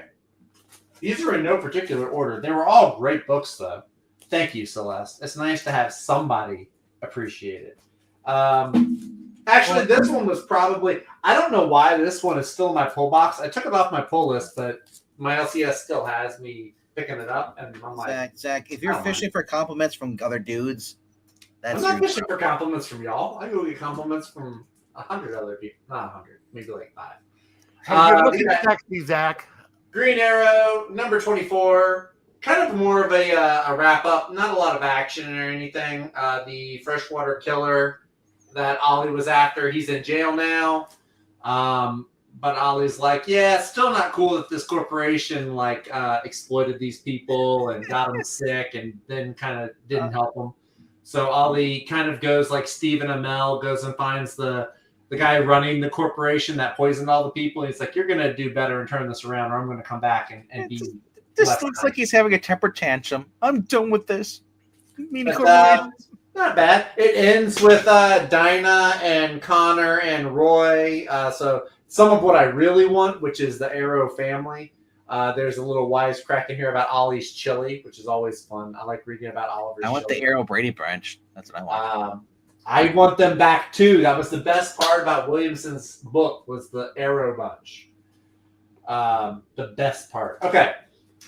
We got Justice League Unlimited number 7. Not a lot as far as development. We got some more story. We got some fun little snippets of different leaguers or Titans or whoever. Everybody's on the team, basically. But You're on a team. You're on a team. It read very much like a cartoon episode, which was fine. I thought Elongated Man, I thought they were going to have him do something really, really cool. And then Mark Waid said no, which is kind of sad. But I do like the dark side empowered Gorilla Grodd. I did like the little time travel joke when they come across. So there's a scene where they come across Bizarro's arm in a hallway, and Bizarro's like, that doesn't make sense, except it's Bizarro speaks. So he's like, that makes a lot of sense. And Grodd's like, don't worry about it. Just keep walking. And then a few pages later, Bizarro sticks his arm inside this portal and it cuts his arm off. So that was kind of cool. It was kind of clever. But this has been cool. Yeah, Airwave's not dead, which it kind of makes sense. I would, that would be really dark to kill the innocent, non-assuming kid superhero. But yeah, this has been my favorite issue, I think, out of all these time travel We Are Yesterday. So now we have, you know what we have now? What's that? God Grodd. I like that. Oh, I got this. They're doing more of these little Justice League. Yeah, I was gonna show mine off. I got one of those. Hal Jordan one. So I'm building the collection. I got like the other three. Well, yeah, Superman one, and then you got Superman, Batman, Wonder Woman. I got Darkseid somewhere. You got Darkseid? Oh, you're lucky. Oh yeah, I got the Darkseid one. My LCS loves me. All right, this book. Yeah. I was pleased as punch reading this because we're on issue number 26. By the way, the full figure in the corner is kind of cool. I normally just like the floating heads in the corner, but it's kind of neat seeing just like a full figure in there. Let's throw back to the original. Yeah, it's a nice little throwback. Anyway, I was worried Williamson might be running out of story to tell, and thank God, I think I'm wrong because he sets up like a ton of stuff in here. You kind of went through it, but yeah, Brainiac's daughter goes to Midvale. There's probably going to be some follow-up or some crossover with Supergirl there, I would imagine. You've got, Superman and Luther and the two crazy scientists, Moonlight Marilyn, whatever her name is, Superman trying to control the red kryptonite that's in his body. I thought he did a really good job of explaining that. Zod going to be coming to Earth probably. I mean, there's a lot of setup in here. And all the art is just great. So this was Lois really cool. Get her abilities back. Will she keep them permanently? And he's going to leave the book, and they're going to get Bendis back. Don't say things like that. You know they're listening. You know what? I don't want Bendis. I want Tom Taylor back on. The Spectre and Hal Jordan. This was cool. I like this a lot. I thought that Nort was just going to be like a hallucination. What is going on? Cable service no more. But the whole explanation that he just found a hell portal and thought he was just on an alien planet all those years, I thought that was pretty funny. But then, the Spectre wants Hal Jordan to be his host again. Hal's like, no, thank you. The space flight between Connor and Kyle was neat, very Star Wars-y. I like that a lot. A lot of good stuff Jeremy Adams has got going on with Green Lantern. Remember last week I asked Jeremy Adams, like, so how was Connor in space, but also in this other book too? He's like, yeah, you might have to go ask I think it was Mark Waid. No, Dan Slott. Dan Slott has Superman Unlimited. Well, it's Dan Slott. That's why. All right, we got Uncanny X-Men. This is number 15. It's kind of interesting. So you find out in this, they go over the whole reason this team ended up in Louisiana was because in South Louisiana, there was, they go back to like the 1920s, the whole mutant thing. Apparently there is a special hell that a mutant created for people who hated mutants. It's like locked behind this door and their spirits are calling out to the Nightmare Kid, one of the new students. He talks with nightmares and demons. So they're calling out to him. And so all these kids there, and they go down to this mutant hating hell, and the regular X team, the grown-ups in the room, show up at the very end to go save them. Pretty neat little setup issue. I think next issue is going to be a lot more fun. I'll have a lot more action to it. But this has been really good. Marquez has been back on art since last issue, so that's been a treat. Mm-hmm. As always, it's fun to see the Louisiana and the New Orleans bits pop up here and there. I know where some of these places are, so that's just always a lot of fun. Also, the Sentinel dogs. We thought they were back, and we thought they were gone, but one of them survived. So the Sentinel dogs are kind of cool and how visceral and violent they are. So looking forward to next issue. No, the Mutant Haters Hell is not New Orleans proper. It is the special. It's like an underground cave in the bayou. It's called the Artery or something like that. Or there's a name they gave it. But it's pretty cool. We talked about this. You talked about Void Rivals. No Void Rivals to be found. It's all Skuxoid and kind of the rejects of the galaxy, I call it. You've got Skuxoid here. You find out, he can be cloned and duplicated. You've got the Cobra Law, would-be assassin, a couple of junkyard Autobots or Transformers that speak in TV. Just a neat little kind of a filler issue, but it's got enough fun to it that it it doesn't feel too out of place. So I'm sure there'll be some payoff from that down the road. Speaking of Energon, best issue, probably my favorite issue, honestly, of the week is G.I. Joe #7. Just the whole introduction to Beachhead, he being the aging out officer that he is. That's a heavy theme as he's doing his monologuing and voiceover. He's talking about how he was going to be asked to train his replacement. He doesn't want to do that. He wants to go out, kind of prove that he's still a viable soldier. And so it sounds, by the end of the mission, even though he accomplishes his goal, he tells Flint, he's like, oh man, y'all are probably going to boot me or something. And Flint's like, let me introduce you to the G.I. Joe Team B initiative. And so I'm looking forward to more of this. If you can just get like a few other, like a Snake Eyes or a Roadblock or a Wild Bill on here, man, that'd be just awesome. But G.I. Joe, man, this continues to be one of my favorite books. Also, the art by Andrea Milana. Not quite Tom C. Reilly, but very close. It's kind of like the difference between Jorge Corona and Daniel Warren Johnson. It's the way that they match up the art styles with the replacement artists are very, very, they're very good. So you brought up something I was thinking about. What are their plans for Scarlet and Storm Shadow and Snake Eyes? They'll probably be. Well, Snake Eyes hadn't been introduced yet. Scarlet, Storm Shadow, and Jinx have been, so they could be on there. Who knows? Next issue is going to be a kind of a. They did the little letters thing in the back, and Josh Williamson said there are going to have some quote unquote filler issues, the next couple of them, but they're going to have payoff down the road as well. It's like, I think the next issue, it's like Baroness and CoverGirl go to France for something. So, Jackson, New Orleans would not be a mutant-hating city. It is a sanctuary city, so they are very liberal. And I hope we'll see London, and we'll probably see France, but we see CoverGirl's underpants. Probably not. No.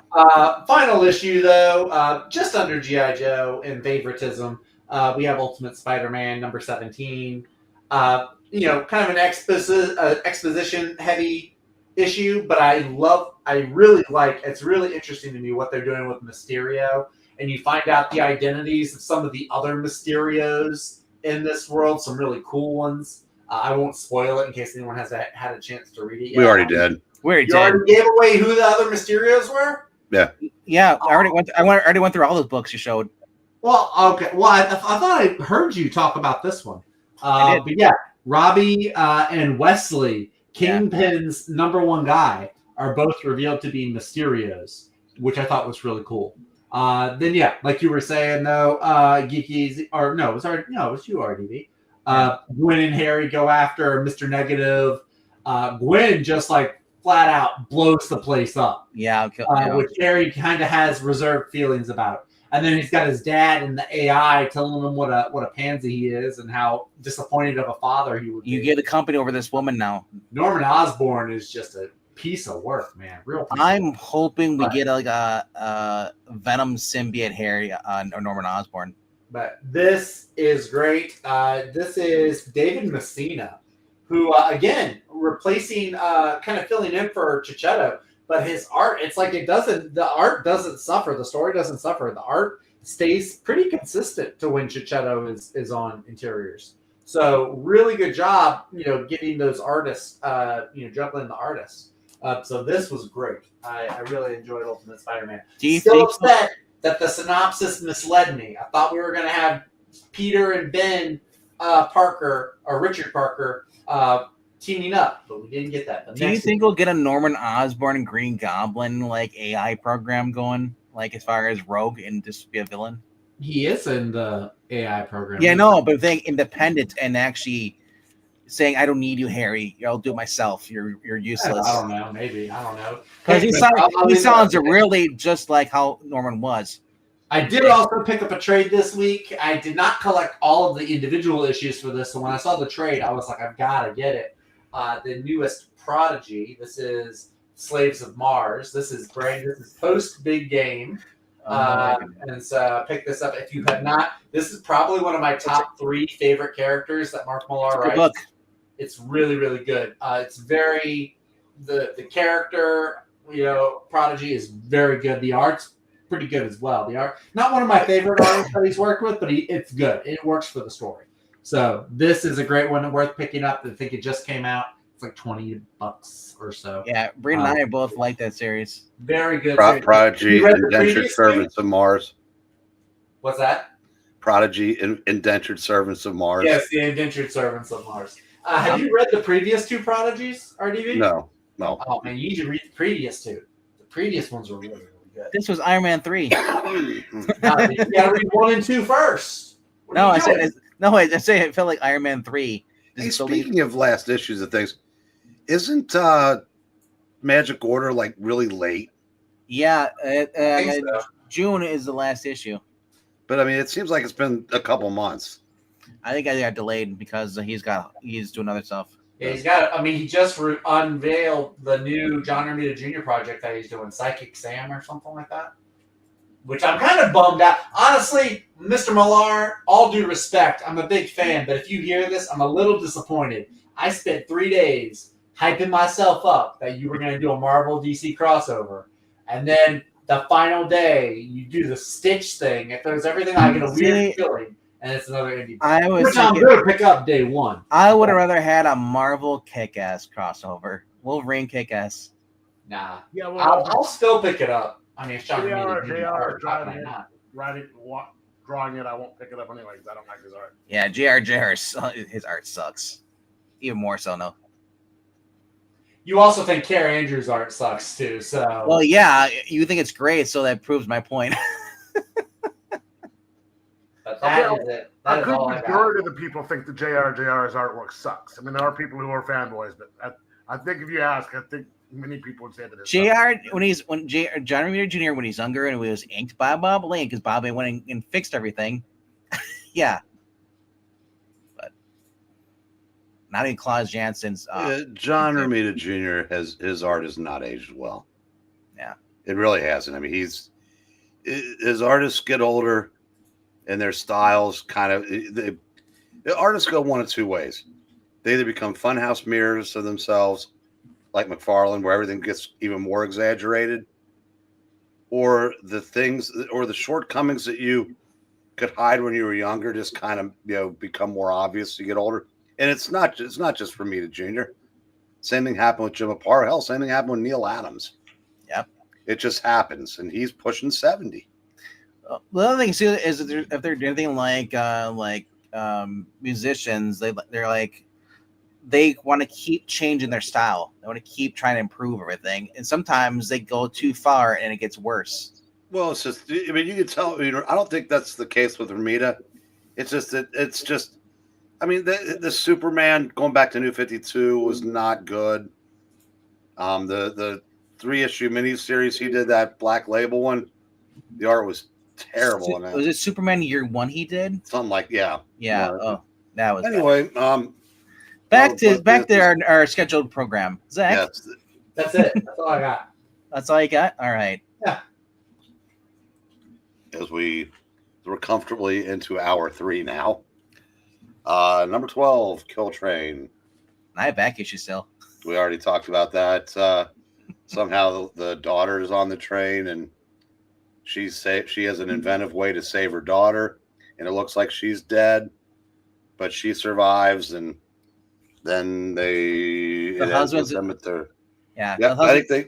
guessing that's the husband in the trunk at grandma's house. Well, no. So that's how they transport everything. They deliver a pod of all your belongings. The husband turns out being a prick. No, we knew that. Yeah. Anyway, number 11, Hornsby and Halo.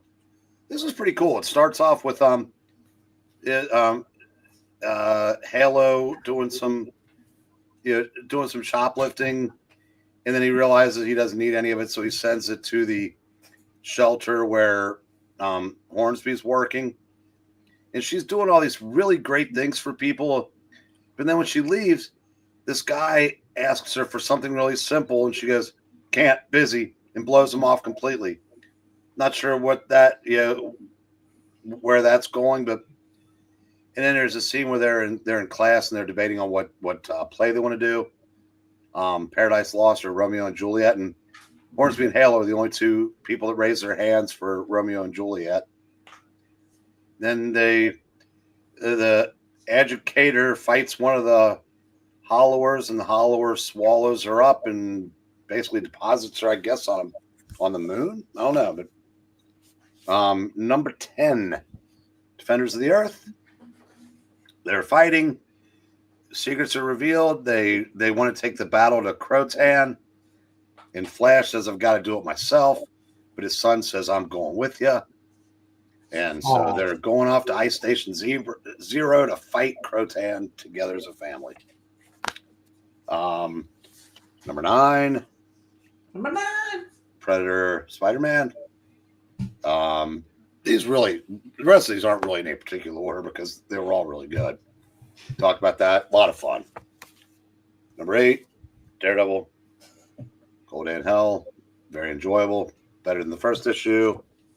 Number 7, Green Lantern. We talked about this a bunch. Number 6, Hyde Street. Loved it. Number 5, Justice League Unlimited. Excellent. Number 4, Batman. Because I turned off. I did a 180. I'm just going to treat this like an Elseworlds and enjoy it the same way I enjoy Absolute Batman. Because it's so ridiculous. You basically flip the humanity switch off like they do in Vampire Diaries. I love how it looks like it's saying shush instead of hush. I doubt Damien's going to go get the guy that killed Alfred to come help. I don't think, I said, but then again, I don't think Batman's going to grab a gun and shoot Jason in the head. Yeah, we saw that too. I don't think you can go from being literally in pieces in issue 1 to fully healed and jacked by issue 3 like the Joker. So like I said, if you just shut it all down between your ears and just enjoy the chaos, this is fun. Number 3, Superman. I said I love what they're doing with Lex. Yep. I was worried that it would default back to bad guy Lex, but it doesn't seem like that's going to happen anytime soon. Number 2, Apocalypse. As in, sometimes a book just needs to be fun, and this is just fun. Absolutely. 1950s zombie book with aliens. I was in the chat and Gratu stream tonight, and I recommended this. I said it's a 50s zombie sci-fi horror comedy. And number 1, Ultimate Spider-Man. Wow. Yeah, that's why I have to disagree with my sometimes colleagues at Pop by Culture. I don't need Peter Parker in every issue. I don't need battle scenes in every issue. I love the story they're telling. It's a different formula. The original Spider-Man was all about Peter Parker's life. It's the Hickman style. You have to have some build-up so that when you get to the action, it pays off. Some people think that you have to, if the book's called Spider-Man, he's got to be the star of every issue. Right. I think this is the vehicle for the story he's telling. And if sometimes there's not much room for Spider-Man, I'm fine with that. I said I've been reading Spider-Man for 50 years in all the back issues that came out before that. Well, this is different. he's fleshing out the characters, making it feel like a TV series. Yeah, we already know pretty much who Peter is. He's a family man with 2 children. Exactly, yeah. This is a brand new Gwen, brand new Harry, brand new Ben, brand new Jonah. So it's a brand new day.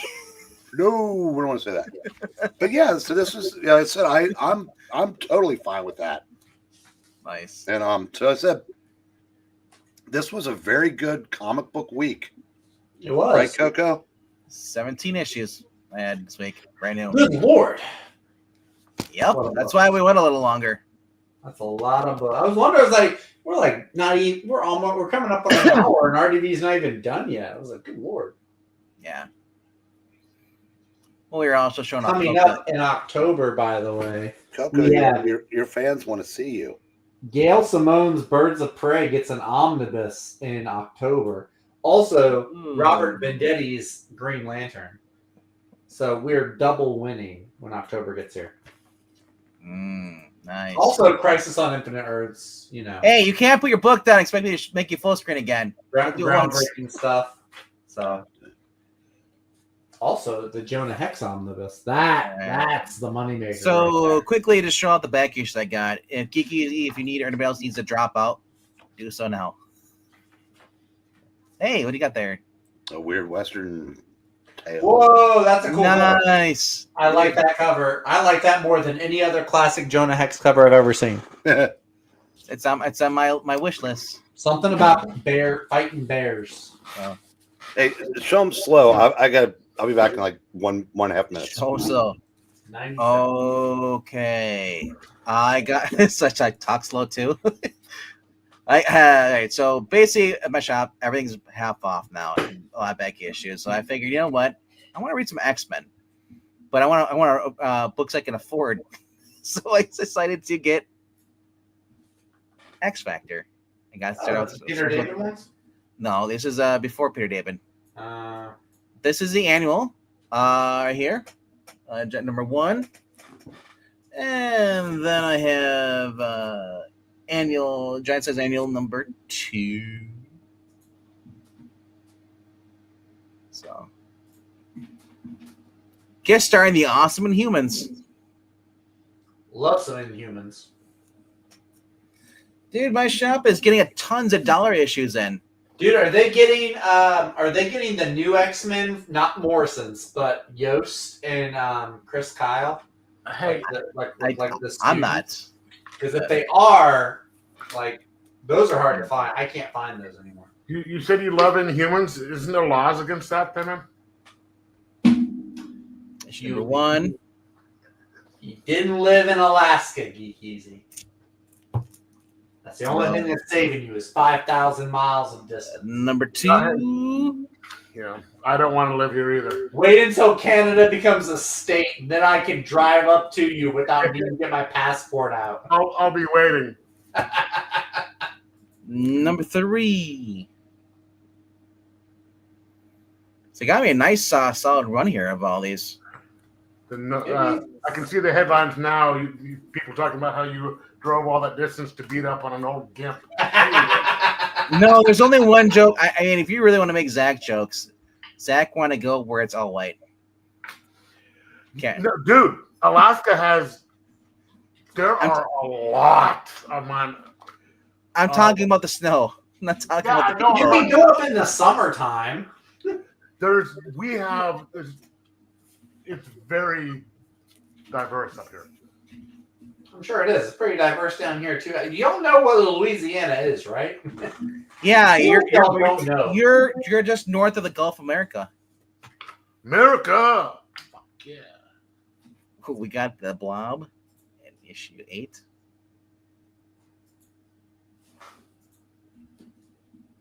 Nope. Number 9. Yeah.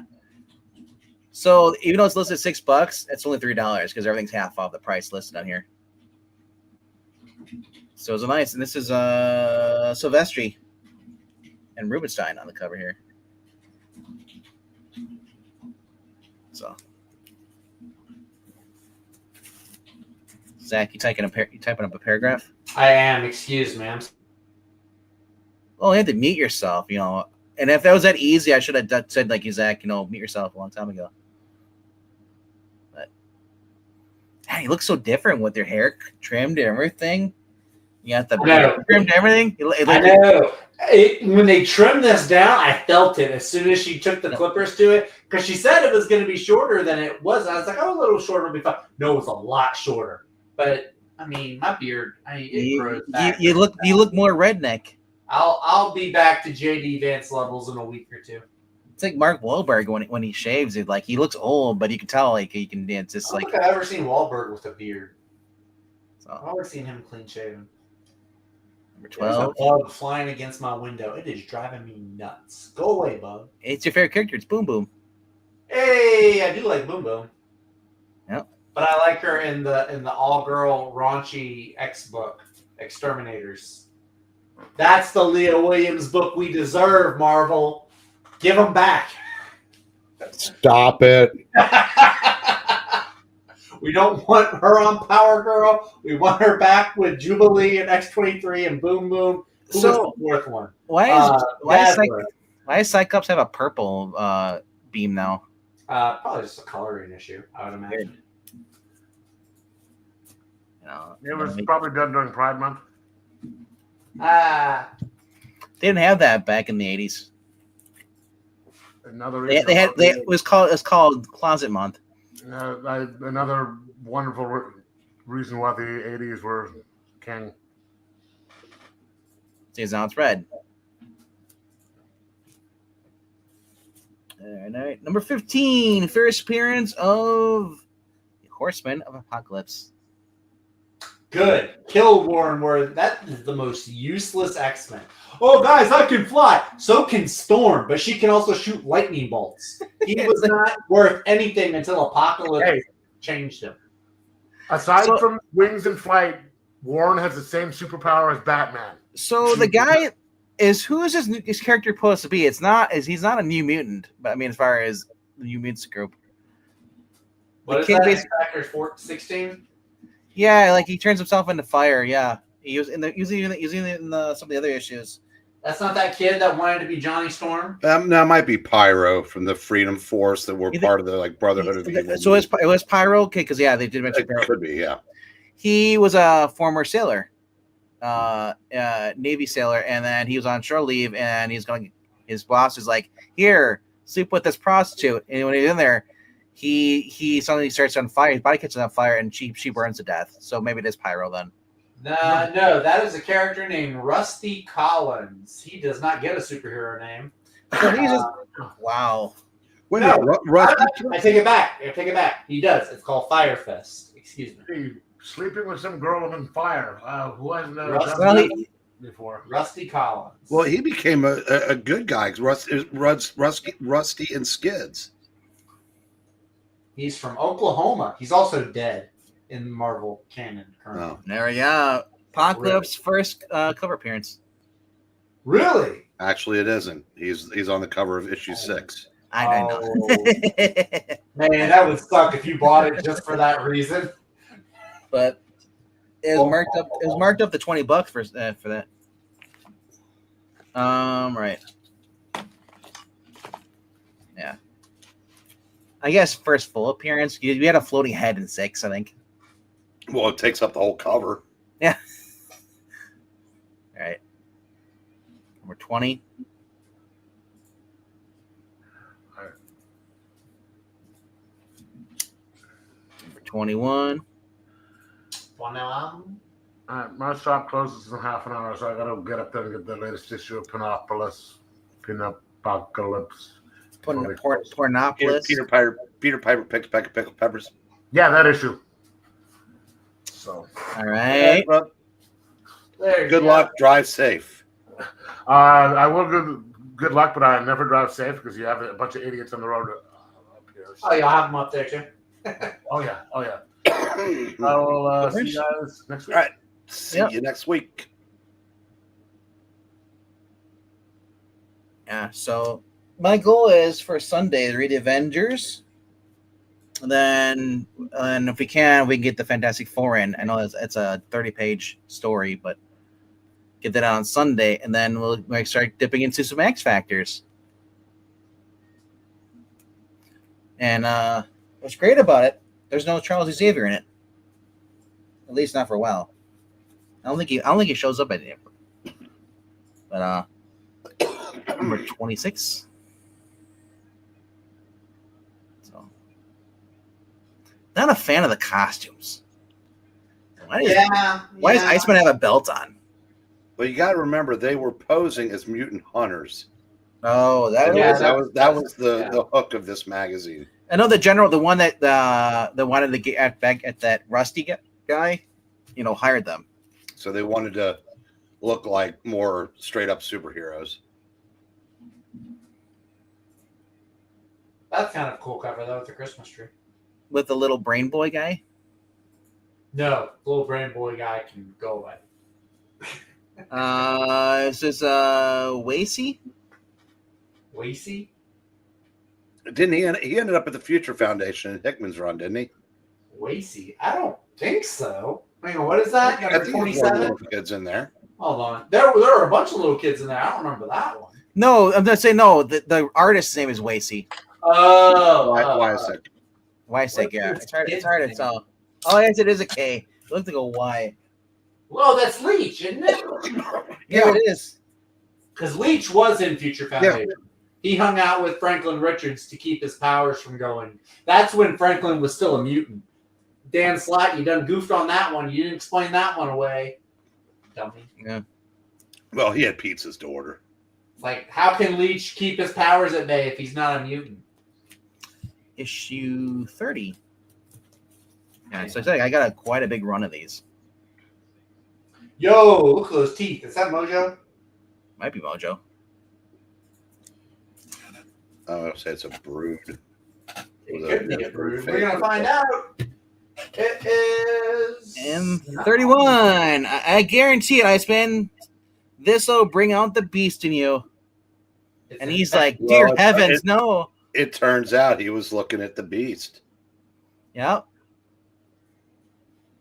I don't believe Bendis did 1 ounce of research. You know that scene in Toy Story where Buzz is watching the kid pretend he's a doctor, and he's like, I don't believe that man's ever been to medical school. That's what I think when I read some of Bendis's. Oh, you mean like the amount of research that Megan Fitzmartin did on Tim Drake? Yeah, right. Yeah, that too. Hey, you know what else happens in that issue? Warren Worthington dies.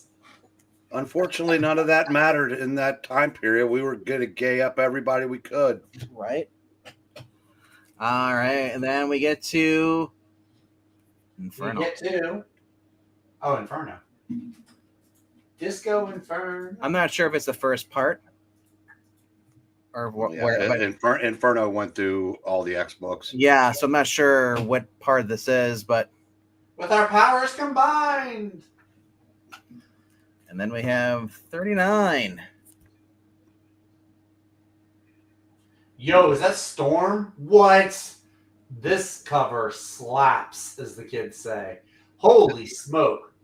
Wait a minute. The kids are saying slaps now? Well, maybe they're not saying it anymore. I might be behind the times on that. Look at Rogue. What is the matter with you, Rogue? Holy cow. What is that? That's like Wolverine's worst hair today. Storm's hair. Storm looks better than Rogue. Not by much. By a mile. By a country mile. Not the hair. The hair. Both of them are terrible. Wolverine looks cool, though. Iceman's over there doing like an iron fist thing with his hands together. Storm looks great. He's trying to pray the gay away before Bendis makes it official. He's doing that because he's surrounded by Dazzler and Storm looking like that. Then we get to 41 with Alchemy. 41? Yeah, so. All right, and then we get to 42. 42. All that glitters is not gold. That's the Lord of the Rings poem, actually, or it was featured in Lord of the Rings. All right, and then we're ending the Lord of the Rings stuff. We're ending the X Factor run here. It's 58. Warren kills a black person. Great, way to go, Warren. And this is Bordov or Bordowov. Milgram. Yeah. Pilgrim? So you realize if somebody gets a transcript of this tonight, they're just going to think it's business as usual for you, Zach. Yeah. Remember, Zach, we are monetized. We can't have that kind of talk here. Oh, I'm sorry. Is that going to disrupt the 50 cents that you get? If I try to preface that Coco's a cat before I say she can't decide whether or not to lick herself or chase ghosts. Right now, licking herself is in the lead. Marvel Fanfare, starring the Black Widow and Nick Fury and a bunch of people that you'll never see again, probably.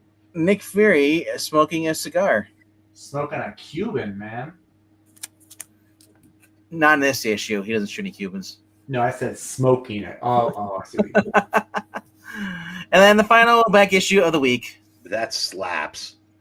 I got pretty just say an outdated lingo term. It might not. It might just be coming in. I don't know. If I'm saying it, usually it's on the way out. That is a cool cover. Yeah. Well, this. If I'm just hearing about it, it's probably being carbon dated by that time. The classic costumes bit is nice. Iron Man and Doctor Strange. Is that the mindless one? Or one of the mindless ones? I thought it was the Amazing Android first. No, it's the mindless ones. No, it's a prototype of one of the Mad Thinkers. So it is the prototype of that guy. I think so. You know, at first I thought it was a giant butt crack. I was like, what is that? It does. And then I realized it's got giant pixel fingers. No, they're too sausagey. I love those 25-cent Marvel reprints. Tales and Collector's Item Classics. Awesome. It's a thick freaking book, too. 64 pages. Yep. Yeah, that's it then. Oh, and Iceman in there too. He's being manhandled, which he loves. So is the Thing. No, Thing's kind of getting a glow up at Marvel right now. Why is the Thing getting attacked by Fantastic Four? Or Iceman? Or I don't know. Thing is getting attacked by Iceman with his ice schlong. I don't think that's what's happening. I don't know. But that is it for the back issues this week. All right. So, yeah, my goal is I know we've been reading some X-Men, but I want to start to get into some X Factor from some of the stories.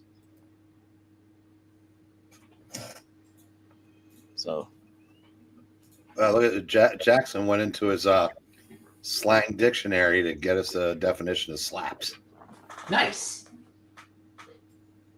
Thank you, Jackson. Issues 24, 25, and 26 are the 3 connecting covers of X Factor.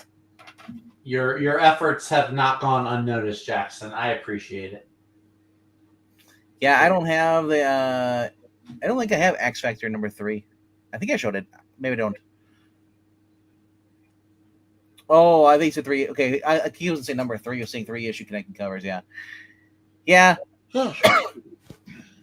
But anyway, though, first see the X Factor and Newmans were good. Then I went to a swear word we can't say on this channel.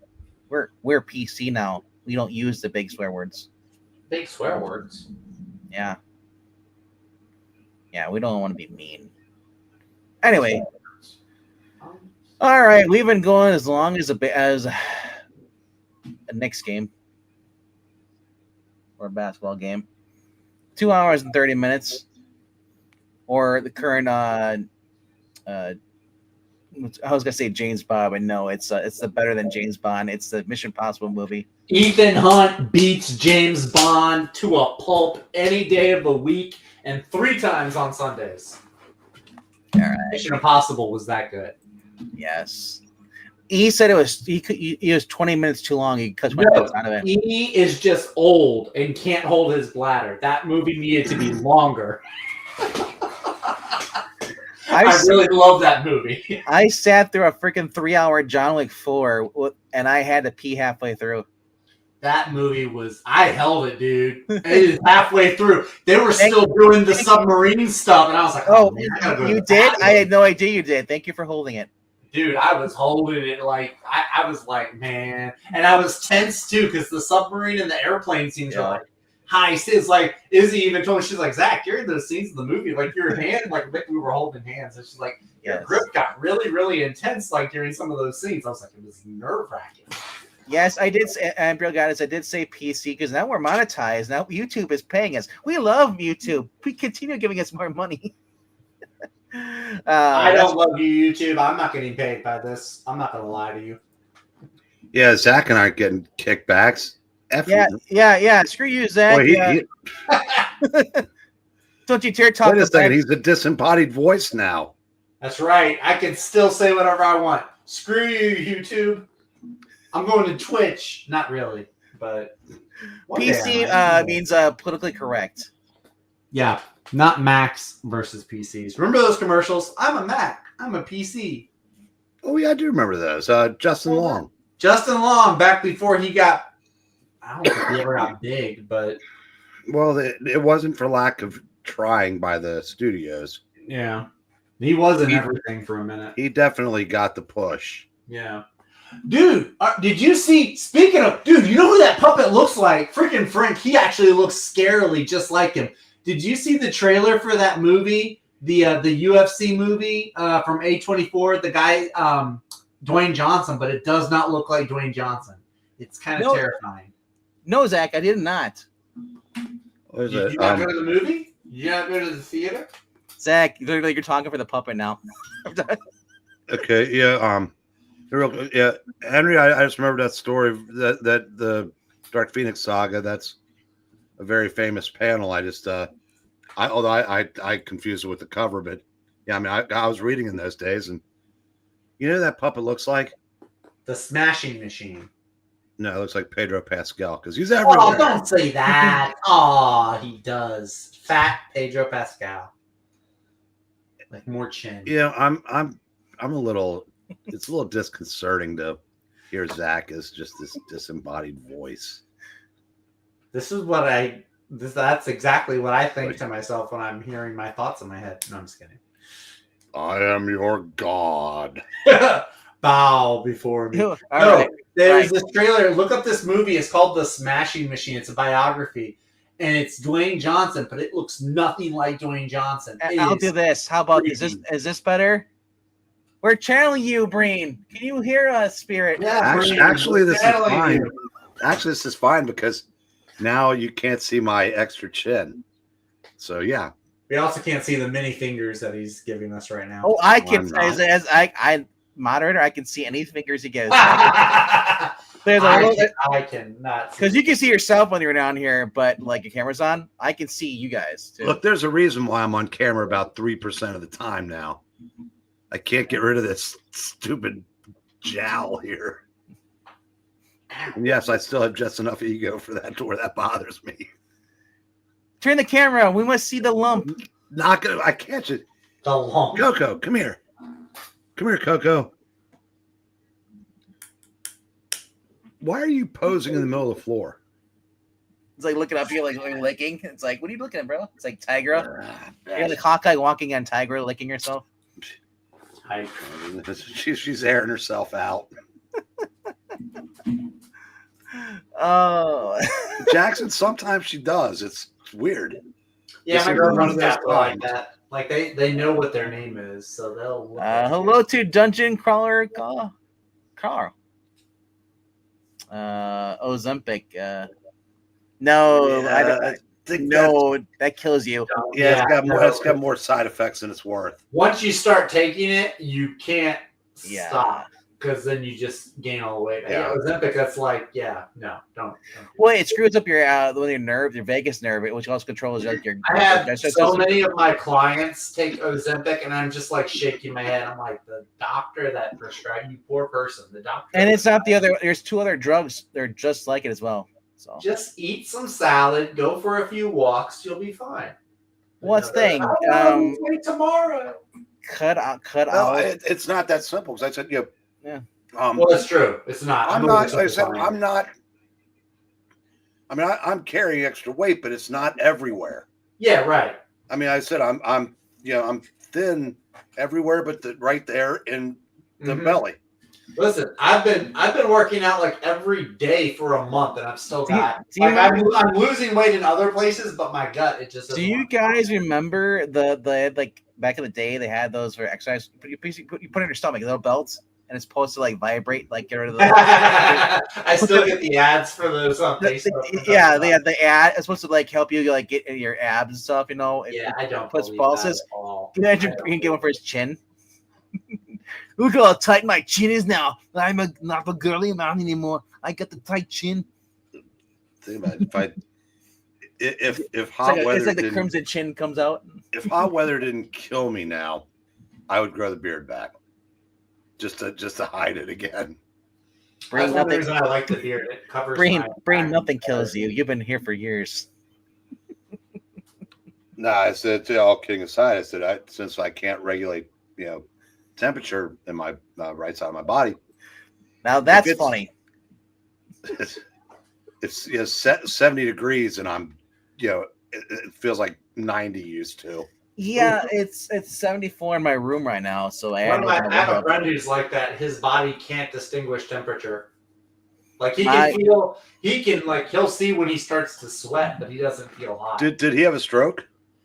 No, he's younger than me. He's like 27 or something. He's got a nerve damage. Or okay, something. so I must have gotten something like that as a result of the stroke, because I can, like, some days I can feel it. Some days I don't feel it at all. Other days, I can feel just like like I have very little grip strength, or some days it's normal.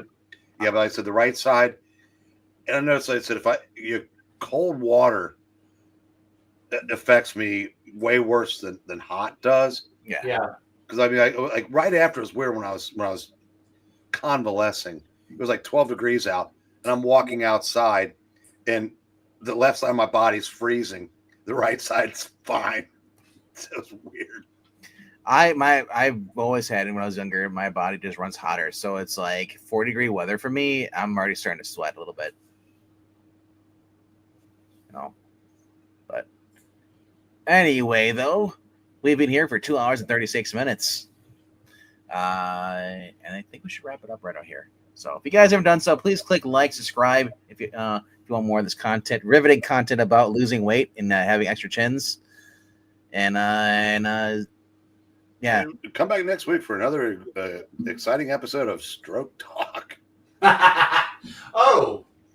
Get your mind out of you're the church going guy, and your mind went there first. I'm the one thinking. Now he's got like the PC thinking in my brain. I'm like, how can this be? Oh, for goodness sakes! Next week will be fun. Then the new segment called "Stroking It," right?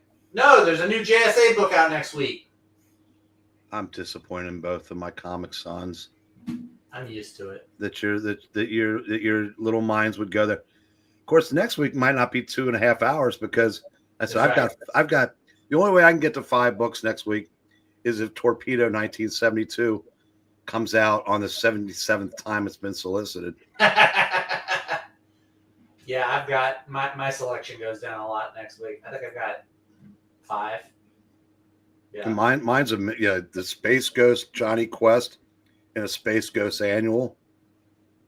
Yeah, it's like I think the only regular book is JSA. I can't remember what the 4th one is, but JSA, G.I. Joe, Absolute Superman, Ultimate Wolverine, The Moon is Following Us, which that has been really fun. I know y'all don't like Riley Rossmo, but it's been really fun. All right. Oh, it's the final issue. Yeah. Only 10 issues? That's kind of sad. Oh, well. That's how Daniel Warren Johnson does it, though. I'm done. Sorry. Are you done? I'm done. Are you positive? Positive. Well, Not COVID positive. Well, that was over under, and under was overdone. That's true. As long as you're not well done, you're good. If you're medium, you're perfect. If you're rare, you need to go back in the oven. Well, I was quoting Airplane. Oh. My bad. It's okay. That's the other thing. We saw the trailer for the new Naked Gun reboot. I have never seen a Naked Gun movie, but I gotta tell you, I do laugh every time. I've seen this trailer like 3 times, and every time the OJ joke comes up at the end, I lose it. I was excited for that until I realized that the surviving member of the group that made those offered to be a part of it, and McFarlane turned him down. Oh, boo, McFarlane. Every time I start to like the guy, he does something that's like, never mind. We can keep you at arm's length. So now I'm wondering if, now I'm afraid that everything worthwhile about the movie was in the previews we saw. Yeah, maybe. That might be it. But, so I guess we'll find out.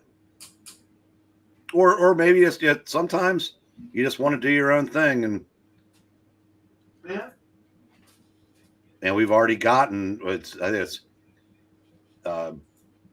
one of the, I think the guy's name is Abrams. It was 2 Abrams and a Burroughs, or 2 Burroughs and an Abrams, or something like that. All right. Oh, there it is. I was just trying to. I was going to bring back an oldie whenever Zach says a hot take. So Zach, if you have anything, the knives. What was my hot take? Well, I'm just saying, if you have anything you're going to say that you think it's good. Do I have any hot takes? Do I have any? I don't know that I have any right now. None that jump out. All right. Well, we better wrap it up. The villagers are getting upset with Zach, so we might as well end it right here. I didn't even say anything mildly upsetting. Not even mildly. Well, I think he had to use that to keep the copyright on it. That's a dumb rule. I get it though. We get it. You don't want to be cool. God dog it. This one can go. This one can get thrown away. Oh, I've got a hot take. I do have a hot take. I picked up hot takes with Zach. I got the new Marvel previews issue. Actually, do I have it down here? Yeah, this is it. The new Marvel previews came in today. I like to pick these up and flip through them. This right on the front. Marvel's all-on-one Thing versus the Marvel Universe. It's all splash pages for 50 pages, and it's Ed McGuinness art. Now, yes, there's also the glaringly obvious. What's that? You don't say. Ryan North is on there. Awesome. We love it. Prove it. Ted approved. That's Terry. Can't even get the guy's name right. Terry, Ted, they're the same character. Ted is Blue Beetle. Come on now. Ted is, how's it going, Gene? Ted's the creepy college student in X-Men. Ed McGuinness drawing the Thing fighting the Marvel Universe. I'm here for it. Also, we have the Marvel Universe is just getting hammered. Predator kills the Marvel Universe. Godzilla's coming. He's going to kill the Marvel Universe. The Marvel Universe is just in for a world of pain. When does Axel Alonso kill the Marvel Universe come out? Well, that already happened. They just didn't document it. Same with Joe Quesada. This cover does look really cool, though. Joe Quesada didn't kill the Marvel Universe. He just made one really big mistake. That was he shot the Marvel Universe in the foot. We can say that. Or maybe the knee. Oh, the Spider-Man thing was terrible, but... Also, you got a new DuckTales adjacent book coming out soon, too. Uncle Scrooge, Earth's Mightiest Duck. Written by Jason Aaron. Artist Classified. So, wow. Looks like Donald Duck got frozen in carbonite. I don't know. I really don't want to read anything by Jason Aaron. But look, there's, how you get Iron Duck? Well, here's Mickey and friends becoming the fabulous Fantastic Four. So that will probably be next on the I can't believe this was good section. You ever wonder if since the team is an adjective, why you needed a second one? I don't know. I've always wondered that. Yeah. And did you know that in the early in the 60s, like throughout the first 5 years of the Fantastic Four, DC, whenever they had a chance to use the word in its actual dictionary term, they would. Because Fantastic used to mean queer, not Yeah. today's definition, but strange Yeah. and whatnot. So they would do that to take subtle shots at Marvel. The original meaning, yeah, you can't say queer even if you're using the original word for it. The word has been hijacked, unfortunately. So this looks. How can you hate Carrie Andrews? Look at this. This is just gorgeous. I want a poster. Get that off. This is my hot takes moment. Also, that guy looks so much like a guy that I knew when I was like just out of high school. Hey, wait a second. Now that you're monetized, you got to up the production value. You do. You have Zach's hot take should be like a regular segment with like an intro. I'm thinking about making one. You need to up your production like Marvel has. You know what? You know what? Now that I have $12, I'm gonna go hire Perch. Will Perch work for $12? I know he won't do it for Arby's, but like Zach. You know what? Zach, you're onto something. I'll threaten him with Arby's, and he'll work for me. I think he's down there at the con today. Dallas. Dallas Fan Expo. Oh yeah, Wes was coming stateside for his vacation. Yeah. Wes is there. Aaron's there. Drew. Yeah. Josh. Max. Did you see the thing they posted tonight? No. The milkshake. Yes. Who did it better? I did. I did see that. Can we talk about? Here's something dumb, guys. We know Storm is from Africa, but really. I don't know if that's the optics that you want. I don't know if her riding a hippo is the female empowerment symbol you want it to be. Wait, is you sure that's not the hippo from the Moon Knight series? I'm pretty sure this is the hippo from Madagascar 3. I don't know. She's riding her mother-in-law. I mean, the hippo is the deadliest animal in all of Africa. So, I mean, point hippo. And they're fast, too. Burying the lead. How did that book get to issue 11? I know. This book got further than Exceptional X-Men, I think. Who's the writer? Orlando? Yeah, Exceptional X-Men is on number 12. This book is ending, though. Who's writing Storm? Orlando? Storm is... I can't even begin. Moreira Ayodele. That's how you know how it got past 10, because it's not Steve Orlando. Well, it also got past 10 because there was a picture they did Storm and Doom having a diplomatic dinner, and they showed. And here's the difference between Scarlet Witch and Storm. They are fans of Storm. They will buy the covers because they Storm's hot. Oh, by the way, did I hear correctly that Christoph Doom and Killmonger are lovers now? I don't know if it's Killmonger. I thought honestly, name? the way they draw black girls now, I thought it was a girl. It's a guy, and that's what they're so proud of. That's the takeaway from One World Under Doom. I guess. I mean, they give all the black teenagers the same half shaved. Yeah. So who are those? I have no idea. Superior Avengers. That's what I heard. That was Christoph Doom and Killmonger. Guys, this is still going. It's barely halfway through. It's not even in the end game yet. I just want it to end. Number 6? Yeah. Of 9. What are they doing? You know, it's kind of like our stream.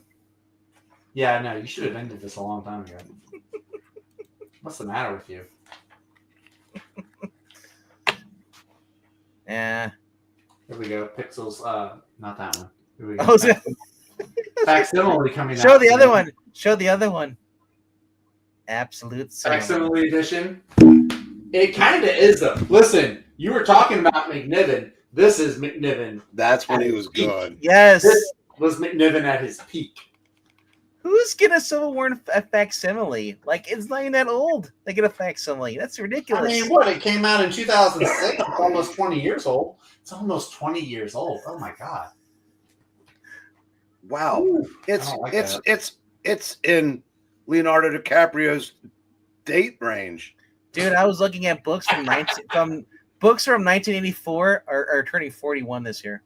I don't like this. This is creepy. I don't know. Parts of this make me want to start reading. Oh, the Hulk and the mangled mask trying to the swap body horror. I was flipping through one of the issues, the one where he fights the Thing, and the story is titled "So Here's the Thing." And I'm like, Phil Kennedy Johnson, you genius. Let me read your book. But all right, I'm done. I'm done flipping through. There's nothing else in here worth showing off. Really? Yeah, you could have been done at the cover, but I could have. that's just my Marvel bias. Yeah, he could have been, but Could've been. already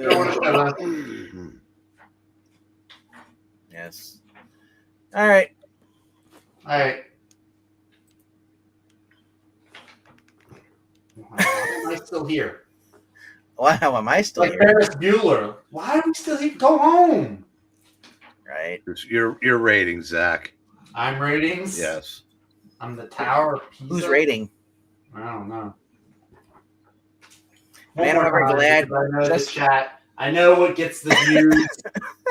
This is in this book 3 times. So is that a new Black Cat series? It is. It's in the book 3 times. They have this. Is it Jed McKay? Oh, it's G. Will Wilson. Yep. R.I.P.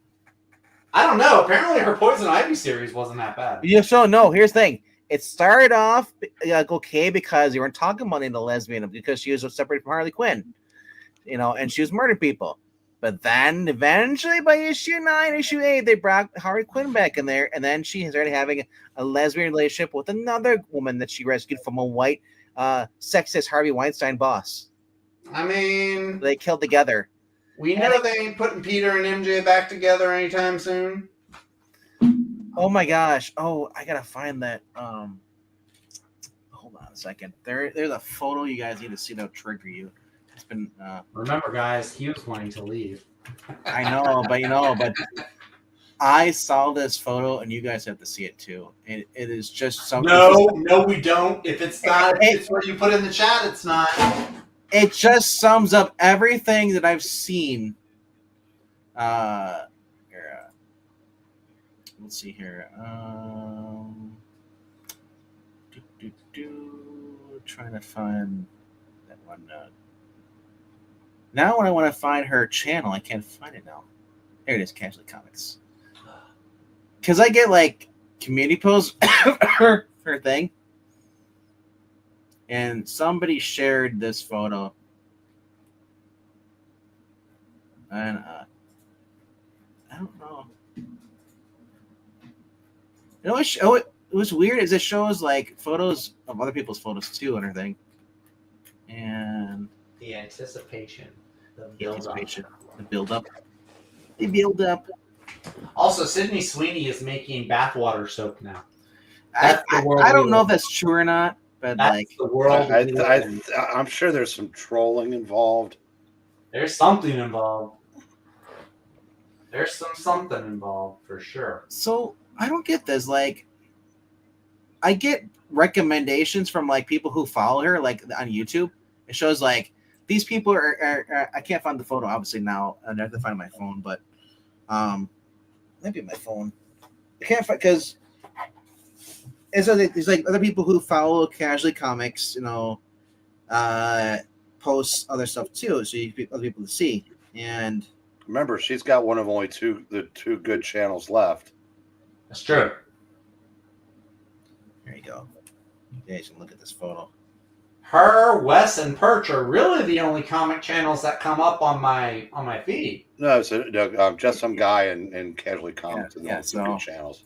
I don't watch Just Some Guy. That's according to Zachy. Oh, is that? That's I think I've seen this image. It's Paul Oh, yeah, I've seen this image. with every woman in the Marvel Universe. That's old. It's still relevant. Is it though? Even Peter's daughter, Mayday's in there too. Mayday. Eh. So, but man, every time I see that, I just want to reach through the screen and just punch, people post it. So much I hate Paul. I'm gonna text it to you every day now. You want to get hit every day? That's cool. Why does make me keep abusing me? Well, now I verbally abuse you, and I'll be a physical. You've been abusing me for 3.5 years, sir. Zach, how long would it take you to get to Dallas from where you are? Probably 7-ish. I can tell you, probably about You could 7 just- hours. It's you could 3 hours from here to So Houston. you could be punching Aaron Sparrow at like 7:30 tomorrow morning. In theory. Get going. Yeah, just under 7 hours. Just gonna Get say, going. just Get kneel. the car. Just gonna say, kneel before this. Do you Just know- clock him. You know how I created that photo for E? It says I want my $2. I'm gonna do that for Aaron Sparrow. I want my $80. It's 85. $85 now. No, I don't want to punch him because one day I will probably ask him, like once Neil before Doomface takes off and he needs like assistance and people to work for him, I'll be like, hey, I like comics. I'll work for you. And that doesn't work if you punch He's the like, guy. Just sorry. go, hey, remember that time when I punched you? Yeah, It didn't happen. job interviews have always won when you have that worked in there. They've always won. When you threaten with violence, you just show up with a gun. And a lot of times you're like, hey, you're a gun guy? Yeah, so am I. Cool. No, Texas, you can't do that because everybody has one. So if they think you're going to be malicious, you're going to have like 50 people pulling out there. If you're in Texas, the only guy going to a job interview without a gun, they kind of look at you. You're not going to get hired. No, you're not going to get hired. No. No. Like, what's the matter with you? You some kind of Democrat? You from California? In Austin, they'll probably be okay with that. I don't trust a guy who has no dirt on his boots. Well, Zach, if you go to work for Aaron, you use me as a reference. Oh, I will. I'm not above Yeah. dropping names. But the other problem is, though, they'd be like, Nice. he'll confuse you with your boy Zach because you have the same name. Nope. He'll hire you. Not that one. I'm real. I'm real Zach. I'm the real Zach. I'm a real Zach Richards. No. Anyway, though, we've been going for almost 3 hours now. We have been. I need to go. I need to sleep. What is sleep? It's a wonderful thing where you go to bed at a certain time. You give your body at least 7 to 8 hours to like. I've never done that. Itself. You should probably do that. To my knowledge, I've never slept. To my knowledge, I believe you because you're always posting stuff at like 3 and 4 in the morning. Yeah, sleep is for the weak. It's something you can do 16 plus hours a day if you were born the right species of animal. I hate cats because of that. I would love to be a cat. I mean, to be fair, some dogs that do that too. They'll lay there. True. That's true. Until the minute you get up and you're like, oh, you're getting food? Oh, what are you getting there? I will say that's one good thing about an animal that can, take care of its own, bathroom needs without having to be let out. Yeah. I said, you don't know if she like jumps off the bed and goes down and uses the litter box and comes back up in the middle of the night. But I said, you wake up. I mean, she's laying there on the edge of the bed. And yeah, it's always nice when you doesn't think that just getting out of bed, like when you're like an old man, you have to get up and hit the head. Yep. She doesn't mistake that as like breakfast time and go running like a mad woman. Yeah, it's great when you don't have a dog. You get out and like the dog had to go out potty, but you're too sleeping, so it just shit on the floor. Yeah, well, the dogs are really good. I mean, they can hold it for an inordinate amount of time. 7 hours, maybe. Sure. Yeah, more than that. But you But, still gotta let them out. I mean, when you get home and you think they're happy to see you, they're not happy to see you. No. They're happy for you to open the door. Oh dear God! It's already next Thursday. Yep. I'm back. And we're leaving. That's Great timing. It's a, what do you call it? It's one of the things that I do. Kill streams. Clear a room.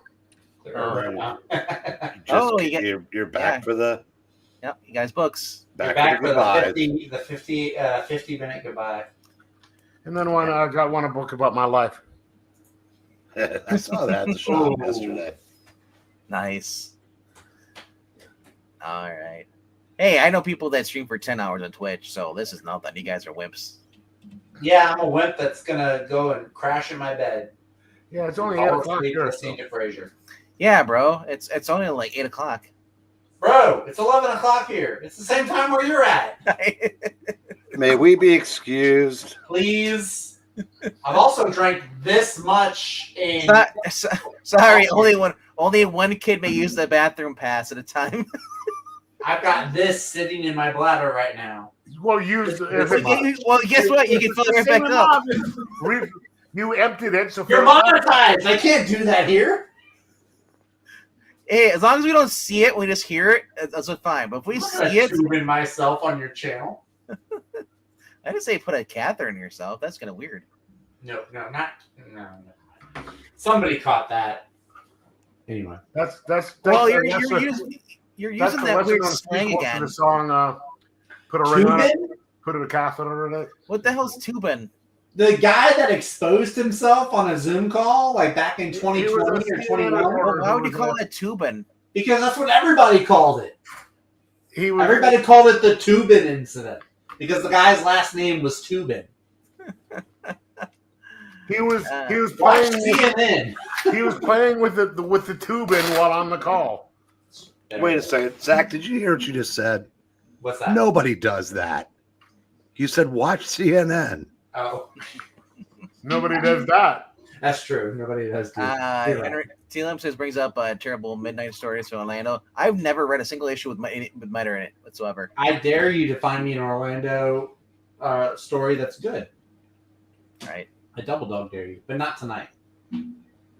And making Harley a lesbian was stupid and still is stupid. Wait a second. I just found a 4-leaf unicorn, which is now leading Steve Orlando 1-0. And he can write better with his hooves. Anyway, we're wrapping up right now. We'll see you guys tomorrow night for 2 more stories, readings. We got a Spider-Man and I believe a Fantastic Four as well. Wrapping up the Brute Saga. Ooh, Josh Howard's releasing another Dead at 17. Yeah. Wow. If you're a fan of hack slash, you'd like Dead at 17. Not Swinging at 17. No, it's good. I've read several of them back when it was published by maybe Devil's Due, like 2010 ish. Yeah. All right, we have 8 people watching. We're earning it now. Bye. See you real soon.